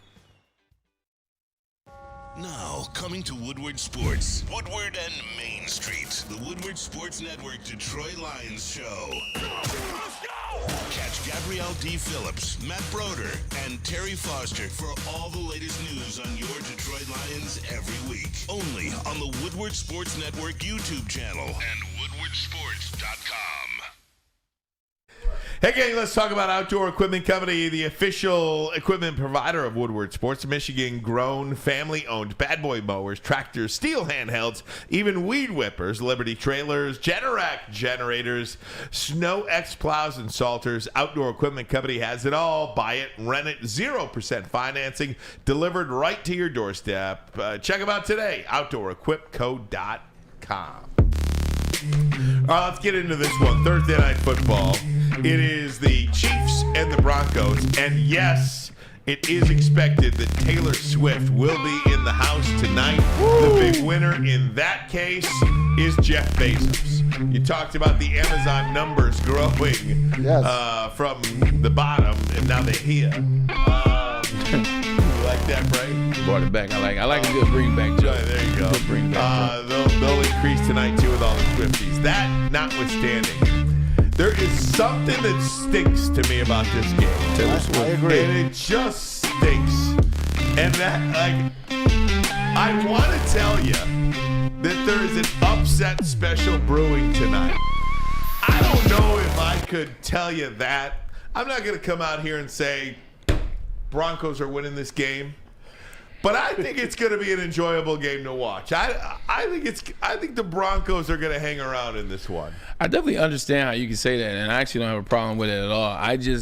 For me, it's just the defense of the Chiefs has been playing lights out. They're the best part of the Chiefs right now. It's not the offense, it's the defense. They're playing at a high rate, and their defensive back right now, people can't get off the line of scrimmage on them. They can't even get off the ball. So you mix that with Travis Kelce playing this week, Andy Reid and Patrick Mahomes going to take some more steps to kind of figure it out and get themselves into a groove. And also the refs. The refs also will be wearing Kansas City Chiefs colors. They've been wearing Kansas City Chiefs colors all season. They cheated against them against the Lions. They wouldn't call offsides on Jawan Taylor. They cheated against the Jets. They cheated last week. Who the hell did they play? They cheated them in the end zone. Yep. Yeah, so with the refs being on the Chiefs side, I can't see that. But now, not being funny, yes, Minnesota Vikings correct. I just don't trust what I'm seeing out of the Broncos. And I know Russ is playing better, but I still saw Russ fumble the ball at the end of the game to lose the game. I still don't see any fluidity out of the Broncos. I don't see any fluidness through the running game. I don't see any fluidity through in the passing game. They haven't really established a guy that they're going to get the ball to. So I just don't believe them. And the defense that once was decent, the defense that last year, if Russell could have just scored 20, they would have won 12 games. That defense don't exist no more. And Pat Surtain is the only remnant of that defense being good. So as much as I agree with what it could be, I see the Chiefs still going to blow them out. Hey, Broncos country, let's ride, right? That's what I haven't heard that this year. That's what Russ is going to say tonight. At least Ryan thinks that way. I believe him. I understand I think the number stinks. I think they should be a minimum 14-point favorite. Chiefs really have not looked like the Kansas City Chiefs of last year. Not since the first game against the Lions. Hell, they beat up the Bears. Big deal. Every other game, they could have easily lost those games as well. And that's what the Broncos are riding on tonight. Because the Broncos could have 3 wins had they played the game at the end of the game and closed out games. They've been in almost every single game except for that 70-point disaster against Miami. So I expect a decent game tonight. And I'll watch it a little bit on my phone as I'm watching the Phillies-Braves. Here's a good question on Ryan Ermanni. The thing that's been struggling for the Kansas City Chiefs and Patrick Mahomes is the wide receivers. Wide receivers can't seem to get open. Wide receivers can't seem to catch the ball. And and Travis Kelce, when he's not on the field making plays like he did last week, that catch and how he held on to that pass, that was a hellified effort, if you will. The wide receivers stink. They thought that they can just keep trugging along with these wide receivers, plug and play, because they have Patrick Mahomes, who is the best quarterback, and they do have Travis Kelce, and they still have Andy Reid. Guys aren't getting open, and it's becoming more and more evident that not having guys get open and not having Eric Bieniemy is starting to really, really affect that offense. I haven't seen anything in that offense that suggests that they're still the same team from last year. John Ross from Clemson hasn't figured it out yet. Kadarius Toney. Somebody said something really smart. Kadarius Toney is a punt returner. Kadarius Toney is a guy that gets handoffs. Kadarius Toney is a guy that gets quick passes and things like that. When you throw him the ball as a wide receiver, doesn't seem to catch it. He's not a guy that can run routes. He's a guy that does trick plays, gimmicks, and things like that. So, I mean, even look at the touchdown in the Super Bowl. It's kick in, wide out, you throw it to him. It's a quick, it's an extended handoff, as they call it in the NFL in the West Coast system, an extended handoff. So I definitely could see why you say they should be on upset alert. I just don't trust Russell and what I've seen out of Sean Payton. As I've been living vicariously through Tom Mazaway and his survivor pool. Yes. I initially got the sense when Travis Kelce got injured that there's going to be so many people on the survivor of Kansas City tonight. Yeah. And it just got me to thinking this thing is ripe for an upset. And then you see the number come out and you're What's like, the number? The number's 10.5. It's an extremely low number. I mean, it's high. It's double digits, obviously. Right. But it's like, it ain't 14.5, 15. Right. The Denver Broncos are the worst defense in the league, giving up 36 points per game or something like that. Yeah. Matched with the best offense in the league of Patrick Mahomes. Why is it 10? So it got me to thinking that, like, isn't Kansas City home? Yeah. It's their second Thursday night game at home. Lions already took them out. Mm-hmm. Will they lose 2 on a Thursday night? I don't think so. But I think they win close. Unbelievable. I do think they win close. And then there's just so much intrigue, I find. Look, Denver was one of the reasons, too, I'm like high on Denver is because I know I'm wrong about Denver. Yeah. Like, I know that, but sometimes you want to just put your feet in quicksand when you have a take on a team. Denver was one of my teams that I thought could make a surprise playoff run in the AFC this year. I was wrong about that, but there is a small piece of me that sees this Hall of Fame quarterback and this Hall of Fame head coach and says to myself, can't they get it right? Maybe. Well, like, isn't there a chance they could get it right together? And I know the answer is no. Yeah. But there aren't too many instances where you have a Hall of Fame head coach and a Hall of Fame quarterback, and they just were never able to work it out. By the way, Jerry Jeudy is officially on the trading block. Word out of Denver today says they will try to trade him prior to the deadline. So Jerry Jeudy is going to be going elsewhere. I mean, Frank Clark. Frank Clark's another name. That's right. Cortland Sutton, too. They're ready to ship everybody. I mean, the other day, Sean Payton said, we're not selling. Then today we see these highlights. Well, that's the one thing that got to put you back on the Chiefs then, too, because are the Broncos just giving up? Have they just given up on 2023? I think they have. And I think you're looking at a situation where Sean Payton is now in a space that Deion Sanders was in January when he first got to Colorado. It was like, all right, look, some of y'all going to be here, some of y'all aren't. Some of you guys stink, and some of you make it hold on. So now what Sean Payton is doing for the rest of the season, Sean Payton is vetting his roster. He's vetting the guys that he's looking at like, you know what? I can trust 72. Okay, I think I can trust 73. 68? Hell no. Nah. Now we're going to get rid of 47 as well. He's vetting his roster. He's looking at the guys that he's going to keep for next year, and he's looking at the guys he's going to get rid of, and he's also scouting the guys that he wants to bring in. Did you see, by the way, you mentioned Deion Sanders. Did you see the Wall Street Journal article on Deion Sanders? No. And how all of these business executives are now learning from Deion Sanders in his leadership capabilities, how he leads people. And it's a fascinating read. And one of the things is, even from the point where he comes into Colorado and says, you know, you're out of here. You know, it's like, you know, if you have to go into a company and go get your own guys, you got to gut it. You do gut it. And then, but you lead with accountability. You lead by being demanding of your people, but not being demeaning of your people. That's cool. You show them a vision. You have this. It's not a cockiness. It's a confidence about you and where you're going. And one executive said he did. Years ago, he walked into this new company that he had, and it was like really down. And he gave them all sunglasses. He said, "You're going to need these because the future is bright." Like little stuff like that is so cool. I'm glad that, you know, it's where sports intersects real life. Of course. You know what Deion Sanders did with a 1-11 Colorado team is no different from, you know, some CEO coming in for some broken company and leading it out of the water. Bosh and Lom, something. 100%. You know, the good thing about Deion too, like I think on the outside, everybody just kind of watches Deion and they just look at the bravado, they look at the sunglasses, the cowboy hat, and they look at, you know, that, but they don't pay attention to what he does. And that's why when you get these CEOs that are following the model, that are using it, when you look at the players that are there with Deion, the reason why they're loving it and not complaining, Deion's getting into the building at 6:30 in the morning. Right. He's putting in that work. He's staying. He's working with He's working with players. He's working with family. He's interweaving business with football. He's staying the course on football. He's exactly where he's supposed to be mentally and physically every day of the week. 7 days a week. When you got somebody operating like that, you know it's not a gimmick. You better follow that business model because it was successful in Atlanta. It was successful in San Fran. It was successful in Cowboys. It was successful when he was coaching his son's little league team, college, and so on. Everywhere he's gone, he's used that business model. And last time I checked, Maz, I ain't seen Deion take a loss anywhere. No, he's a winner. And last night, walking into the Phillies game, here comes Bryce Harper and Nick Castellanos wearing Colorado Deion Coach Prime gear.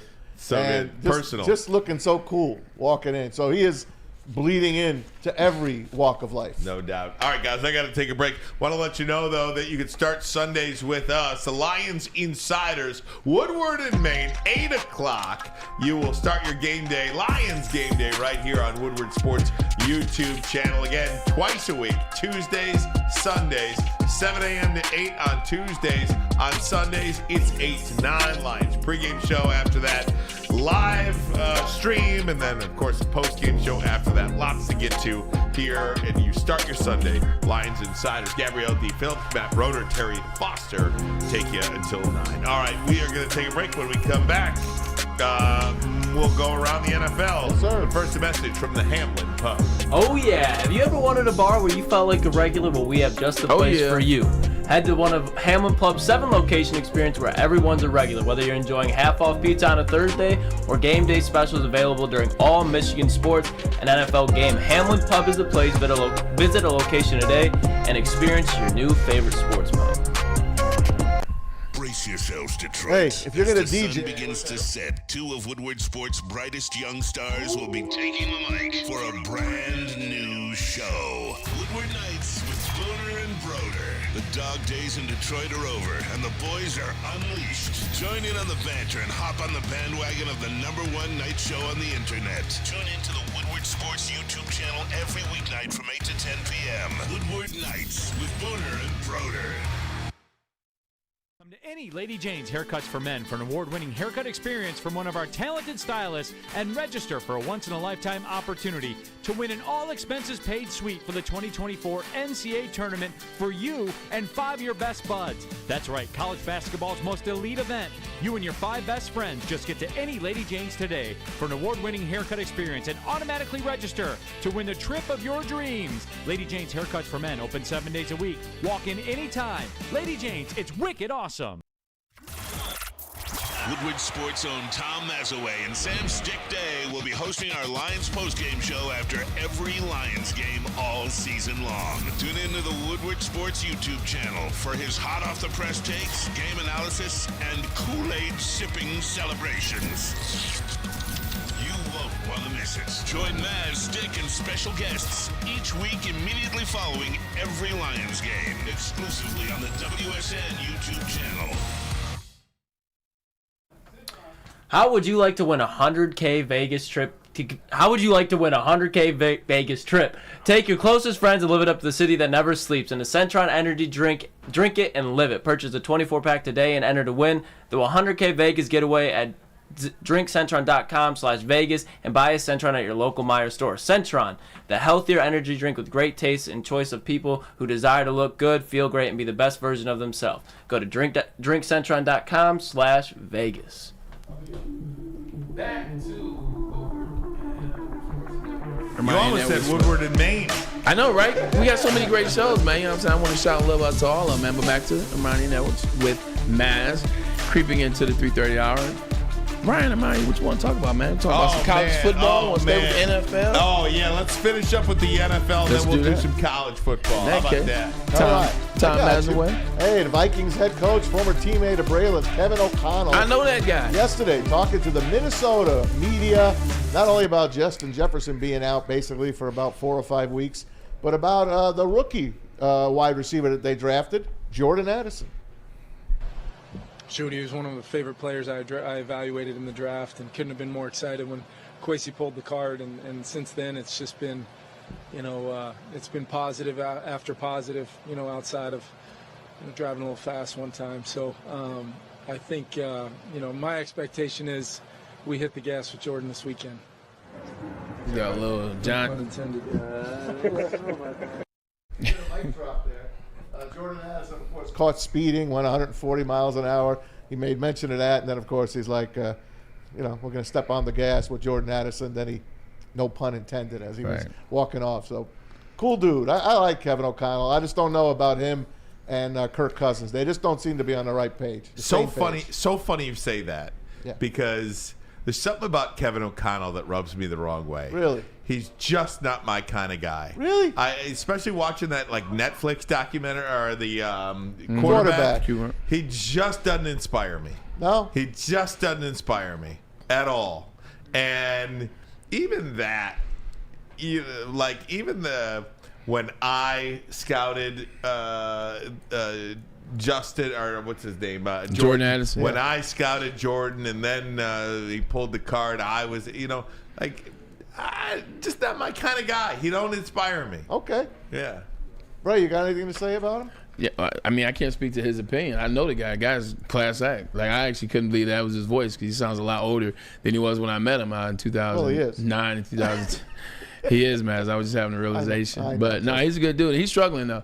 He's got to figure it out, and obviously, to some of that is wanting to get a lower pick, so you get one of these quarterbacks that are going to come out. Kirk Cousins is not his answer. It's not what he wanted when he came from the Los Angeles Rams. So eventually, he'll figure it out. But Jordan Addison is a damn good player. It's going to be interesting to see what they do with Justin Jefferson moving forward, though, because they know they're not going to win this year. They know the season is over. They know they can't. They don't have a defense right now. So do you just organically tank, leave Justin Jefferson on the bench?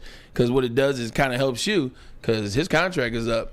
How would you react if you're a teammate of? Because I agree with you. Yeah. And organizationally, I think you should put Justin Jefferson on the bench. Organizationally, it makes you better for a decade if you lose games and get one of these 2 quarter. Okay, I'll take my own thing. Just say you get Caleb Williams or Drake May. That makes you better for the next decade. But if you're maybe let's just say that's the thought process right now. But if you're a teammate and you're going through all those practices and you're playing in the games, like, how does that make you feel that this guy gets to sit out here and collect that check? See, this is why I was always different as a teammate. Like, I didn't care about that. Like, my job was to bring my ass to the facility on time, me practice, me worry about what I'm supposed to be doing. It's a great attitude. Then me go home and take care of myself. My job is, look, he's a grown man. He gets paid to do a job. He's going to be out there if he can do his job. And if he can't, he won't be. That's how I approach it. Now, sometimes cats, they teeter that line and they take advantage of it. But, that's for you and the head man to decide. Like me, my job is to play ball. I can't judge you on what you do. I can just be there and do what I'm supposed to do. But everybody doesn't have that attitude. Everybody's worrying about all the other guys on the team. That wasn't my thing. I was like, hey, look, my job is to be here at 8:15. My job is to know this game plan. My job is to have the installment ready and then commit as few sins as I can on game day. So, hey, keep it in the Purple Gang family. Because Antonio did that shit all the time. Excuse my French. Kirk Cousins on the podium yesterday in front of that same Minnesota Viking media, and they asked him, hey, Kirk, would you waive your no-trade clause to go somewhere else? Kirk, is there any scenario where you would waive your no-trade clause before the trade deadline? I'm just very focused on the Bears and going 1-0 this week, and anything else is just not worth my time or energy or attention. Everywhere he's been, Kirk Cousins has always been up on the trading block. Like when he was with the Washington Commanders, it was like, oh, we might have to get rid of him. We may not bring him back. Remember, even the day he got drafted as a 4th-round pick, they're like, oh, maybe he could turn into something and you trade him. Exactly. You trade him, and then it's like. Why'd they take him when they took RG3 3 picks earlier? Well, it worked out because they franchised him, and then eventually they traded him in Minnesota. So every year, he's up against it. I think it's gotten to the point with him. He's like, I'm used to this. I know how to operate in this space. Plus, he also knows he won't be with Minnesota after this season anyway. Probably not. Okay, here's one for you guys. If the NFL playoffs started today, this is your matchups. Here you go. These are your matchups. The Lions coming in as the this 3 is great. seed. Hold on. I know you like leave this up. Let me examine this. I know you like this. We might have to put this on the back. Oh, my God. That's a playoff win. Atlanta. That's a playoff win. Oh, wow. So give the matchups, right, everybody that's just listening. All right. Just leave the graphic up. You don't need to see me here. In the NFC, let's go there. San Francisco, the 1 seed. Philadelphia, the 2. Detroit, the 3. And Tampa, the 4. Wild cards are Seattle, Atlanta, and Dallas. The Lions would face the 6-seeded Atlanta Falcons. And then that's a win. I would think that's a win.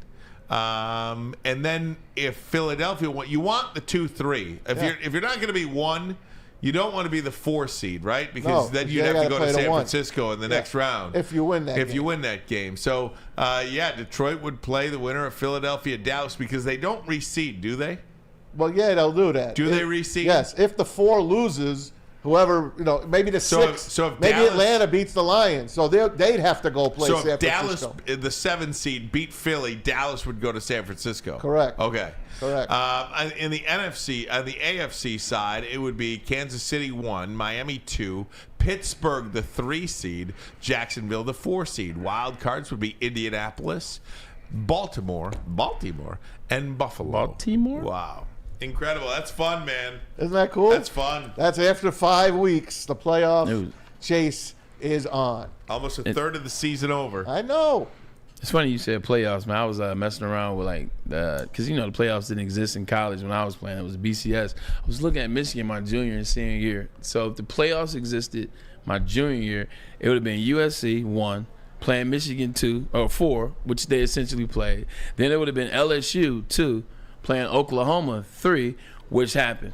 LSU beat up on Oklahoma. Oh, look at JB. I didn't know you made these two. My God, I love JB. So this is what it would have been. It would have been USC and LSU. That would have been Nick Saban, by the way. So it would have been USC. It would have been Pete Carroll versus Nick Saban in 2003. Ooh. In 2004, it gets even more interesting. We won. We shared the Big Ten, Michigan. We were, 9-2? We were 13th. So if you got a 12-game playoff, man. We got a 12-game playoff, we would have been out. But here's the difference, and we won the Big Ten. So if they doing the rules now, they probably would have done it different. But we were 13th going into the Rose Bowl that year. That is awesome. Wouldn't even have made the playoffs, and we won the Big Ten. That is awesome. I love that. Great stuff. Good stuff, JB. Good job, JB. JB. All right, guys, break time. When we come back, I do want to talk a little Detroit Red Wings if we can. They do start the season tonight. Is that possible? Oh, there's some Red Wing fans in the chat dying to hear about it. I don't have an internet. Actually, so I can't see the chat. Yeah, they're dying for it. I told them, well, D-Mac talked about it for 2 hours, but we'll give you a little. All right, we'll give you a little. But first, a message from Planet Fitness. Planet Fitness is the home of the judgment-free zone where anyone, and I mean anyone, can feel comfortable to work on their fitness goal. At Planet Fitness, you can experience a squeaky clean gym that has tons of equipment, a full-body workout in just 30 minutes, and all memberships are included with training. You get all of this for just $1 a month, $1 down, $10 a month, no commitment. Now through October 30th, $1 down and $10 a month and no commitment. That is at Planet. At work and at home, we're there with smarter security solutions. Featuring complete automation with customized alerts and more. For over 90 years, we've been the company that's been counted on to protect what matters most, all with personalized service and care. Right now, for a limited time, receive a free video device plus free installation with a new home system. Guardian Alarm. We protect Michigan. Now, coming to Woodward Sports, Woodward and Main Street, the Woodward Sports Network Detroit Lions Show. Let's go! Catch Gabrielle D. Phillips, Matt Broder, and Terry Foster for all the latest news on your Detroit Lions every week. Only on the Woodward Sports Network YouTube channel and woodwardsports.com. Your home is your most important asset. Flexibility in the sales process is key. When you work with Mark White & Associates, you can cancel at any time, for any reason, without penalty. Speaking of flexibility, check this out. Who you work with matters. Hire the best broker in the game.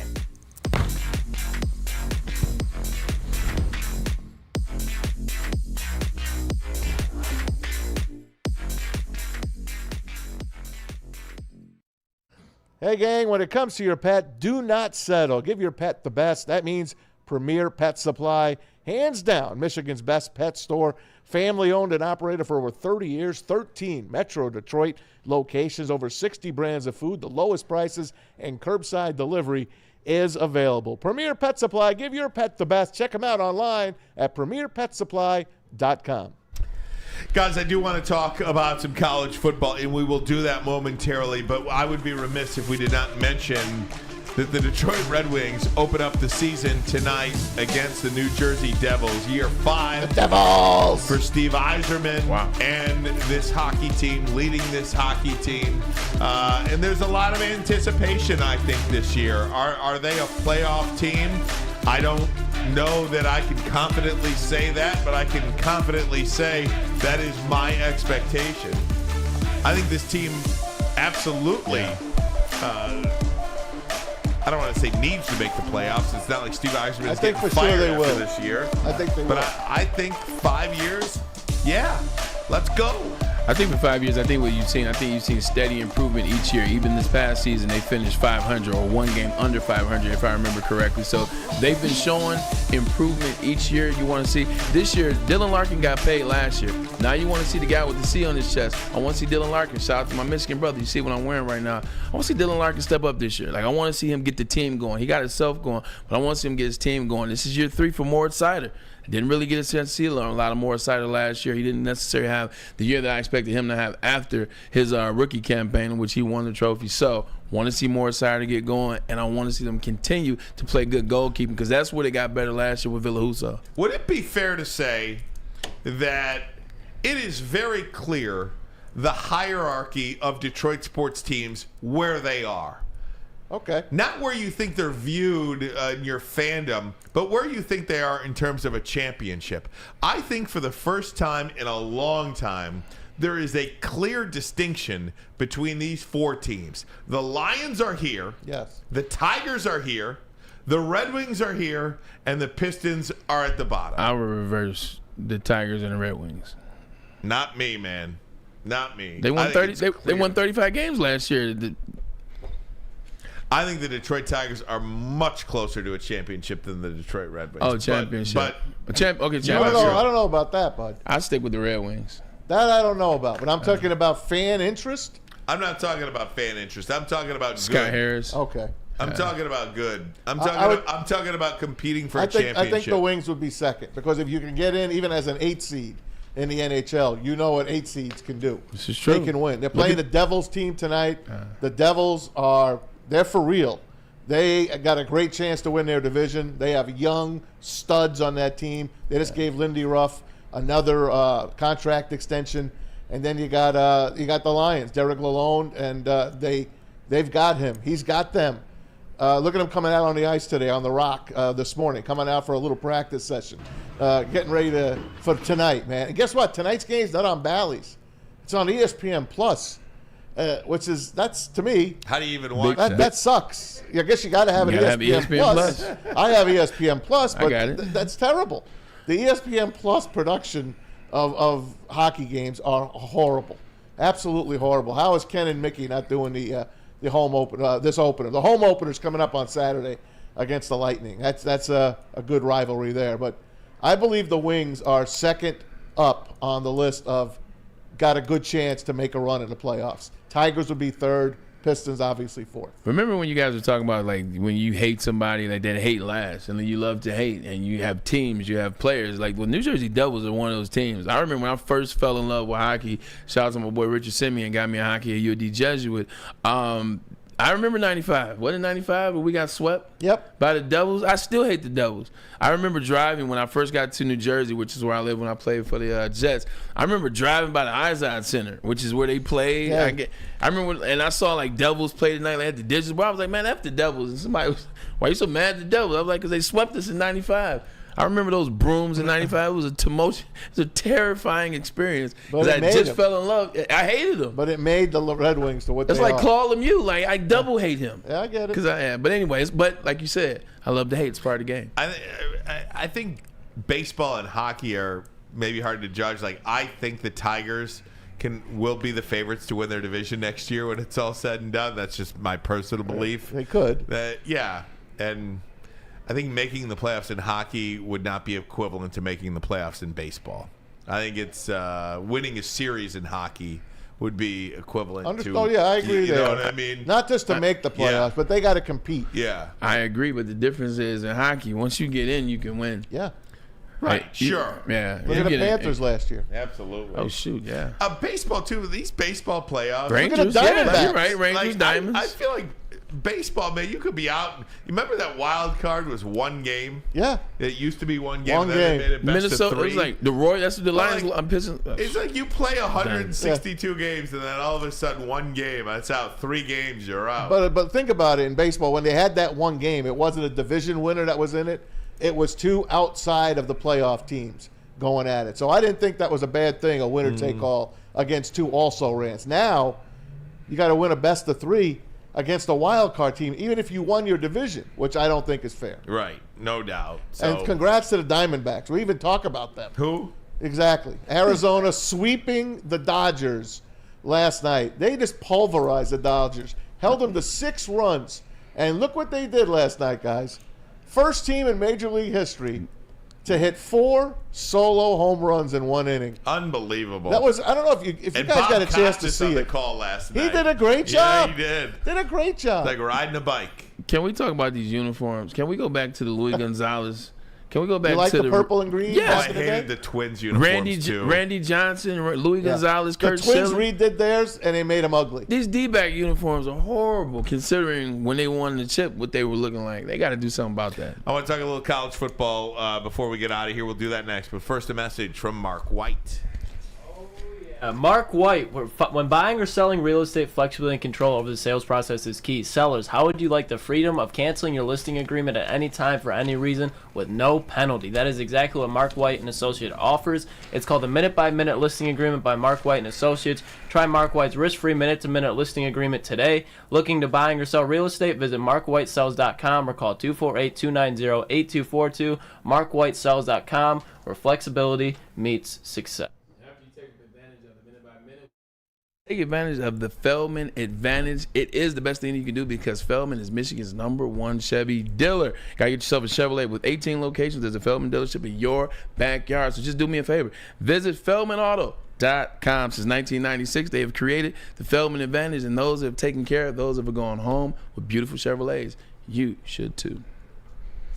Join Woodward Sports' own Jeff Iafrate along with special WSN guests for the most anticipated Lions season in decades. Filled with different surprises and expert analysis. You're not going to want to miss out. Go to our Woodward Sports YouTube channel on Sundays and tune in live from 9:30 to 11:30 a.m. Hey, this is Mr. Kearney, Chief Academic Officer at Academy of Warren. I want to welcome you to the brand new field house. The state-of-the-art facility has a regulation basketball court, volleyball court, soccer field. It can be used for 7-on-7 football. Our K-8 academic features AM, PM, latchkey, small classroom sizes, Learning Street, futuristic media center, free breakfast and lunch, Holton Mifflin curriculum, academic games, K-8 athletics, and more. Enroll today at academywarren.net. Woodward Sports' own Tom Mazaway and Sam Stick Day will be hosting our Lions postgame show after every Lions game all season long. Tune into the Woodward Sports YouTube channel for his hot-off-the-press takes, game analysis, and Kool-Aid sipping celebrations. You won't want to miss it. Join Maz, Stick, and special guests each week immediately following every Lions game, exclusively on the WSN YouTube channel. Your local plug, you know what time it is. And now, Dispo Romeo is open till midnight, so you can get your cannabis all times of the night. Michigan's largest cannabis mall, 21 and older you have to be, recreational only. But once you get there, they got the best brands and the best ways to consume your cannabis, flower, oil. They got edibles, they got runts, they got Hyman, they have it all stizzy. They got the right brands for you. So bring yourself down to a Dispo. There's 12 locations around the state, so there's one near you. Just look around. Dispo, your local plug. Guys, did you see the future Big Ten schedule came out? And you take a look at Michigan. Everybody's complaining about Michigan's schedule in the Big Ten, and the Big Ten sucks and all that stuff. How about next year, man? Just look at the home schedule alone, just some of the good teams anyway. You've got Michigan State at home, you've got Oregon at home, and you've got USC. Then the road trips you're taking, Ohio State and Washington. Woo. In 2025, get ready for the home schedule of Ohio State, Washington, and Wisconsin. Going on the road at Michigan State, at USC. That'll be a fun road trip. At home in 26, you've got Michigan State, Penn State, UCLA. Road trips at Ohio State and Oregon. This is awesome, man. This is what it's all about. And don't forget Texas next year. Throw them in. Yeah, the non-conference.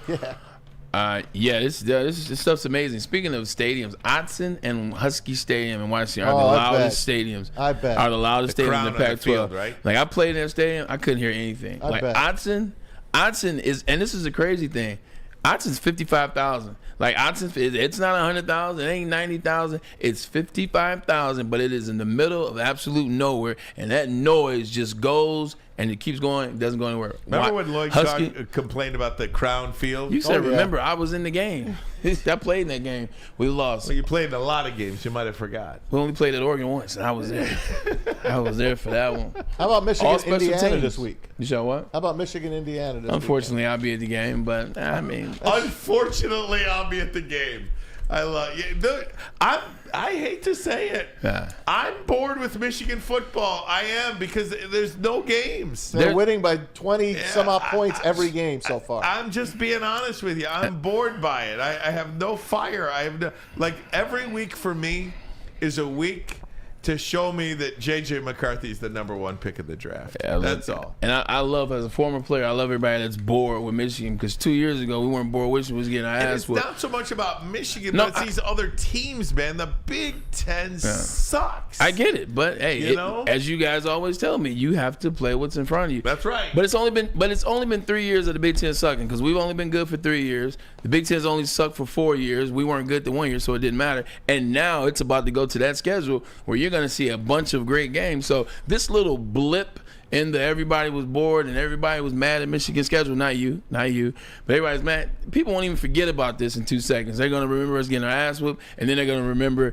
us going against these Texases, these Oregons, these Washingtons, and USCs. So it'll be a thing of this. Yeah, man, I'll take it. That's for sure. I can't wait. I'm tired of turning out like. I'm not even complaining about Peacock and all those other streaming apps that much, because I don't care. I'm looking forward to the Michigan State game. I'll take great pleasure in that one. That's next week. Is it? No. Is it? No, it's a couple of weeks. Isn't the it? 21st. Yeah. Purdue 21st. Is next week. Right, 21st. And then, of course, Penn State, Ohio State. Yeah. Not even a Big Ten championship, because nobody on the other side can compete. Why is this game at 7:30? It's so. You know what I've come to the conclusion of? Jesus Christ. Big games are now played at noon. Yeah. Or played at 3:30. This is if true. it's not a game worthy of a whatever, it's a night game. The night games are bad games. That tells me too many people got things to do nowadays. Michigan Purdue is a night game now. Yeah. And nobody wants to I wouldn't call a night game a bad game. It's a nationally televised game at night. We'll get big numbers. But what he's saying is the teams that they're choosing are not teams that you would typically just sit around a tube and have a party. You know why? Because Fox is picking Colorado, which is what USC. Which is what he's saying. What game are you most excited to watch this weekend? Oregon and USC. What time is that? No, I want game? Notre Dame USC. Okay, what time are both those? 3:30. Notre Dame isn't that at 7:30? Oh well, that game of notwithstanding. Oregon USC is 3:30. Oregon USC, that's the biggest game of the weekend. It is. It is the biggest game of the weekend. Oregon who? Oregon and Washington. Oregon Washington, excuse me. Oregon Washington. So USC Notre Dame. The Irish. I know. It's Washington, Oregon. But that's the biggest game of the weekend. Wow, that is a good one. Two Heisman Trophy winners, both undefeated. Who's home? Washington. Ooh. I like Washington. Ooh, yeah. I'll take the home team. Yeah, I guess. Just talking about these stadiums. Yeah. You know. I love Washington. I love Penix, and their wide receiver core is arguably the best wide receiver core next to you know who down south. But Oregon is a complete team. Yeah, that's what's so tough about them. They're a real complete team. I saw Washington struggle against Arizona. I know. I think so did USC. They don't have a defense. But I think for many of us, for a guy like me, the only time I saw Oregon was against Colorado. And you kind of have to determine whether or not Oregon is that team or if they were just playing an inferior opponent that day.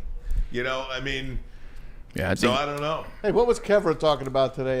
Derek, we're going to be able to see it at the Michigan game. Something with the was it the moon? I don't. You didn't know. hear it? It's a comet.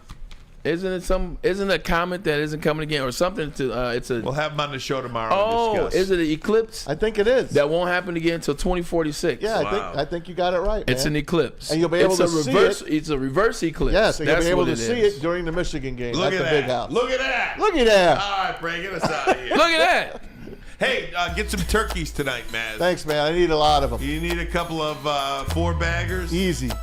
I need some 6-timers. They got Prime Video at the... I got the football game on my phone. Baseball above the head. All right, very good. I think we're on lane 14 tonight. I like that lane. We'll make this simple for you guys tonight. Philly, Braves, you got Chiefs, Broncos, and then you got the Red Wings and the Devils. I don't know about you guys, but I'm taking the Red Wings and the Devils out. Lucas, we appreciate you, brother. Good job. Appreciate Lucas. you guys. Thank you. Appreciate you filling in. JV, you know we appreciate you all the time, man. Maz, New York Mets today, I see. Yeah, why not? Why not? Why not Mets? I almost wore the White Sox. Then I didn't want to get abused. Yeah, we would have told you I down. get tired of getting You abused. wear the White Sox. Chris Getz, baby. I'm going to wear them. I'm Let's breaking them go. out. How you feeling? Yeah. You good? What I'm are you great. doing tonight? Be at the house. There it is. Be at the house watching some baseball. And that Broncos, baby, upset special. All right, there it is. He called it. He called it upset special. He's going with it. I'm saying Chiefs by 20. Oh. Chiefs by 20. We appreciate you for tuning in. Right. We appreciate you guys for tuning in. Woodward Sports Network. We're trying to do this every day and get better and better and better. And how we do it is your support. We appreciate you guys. Ermanni and Edwards and Maz signing off. Go Phillies. Baby. Go Wings. Go Wings. Let's go Red Wings.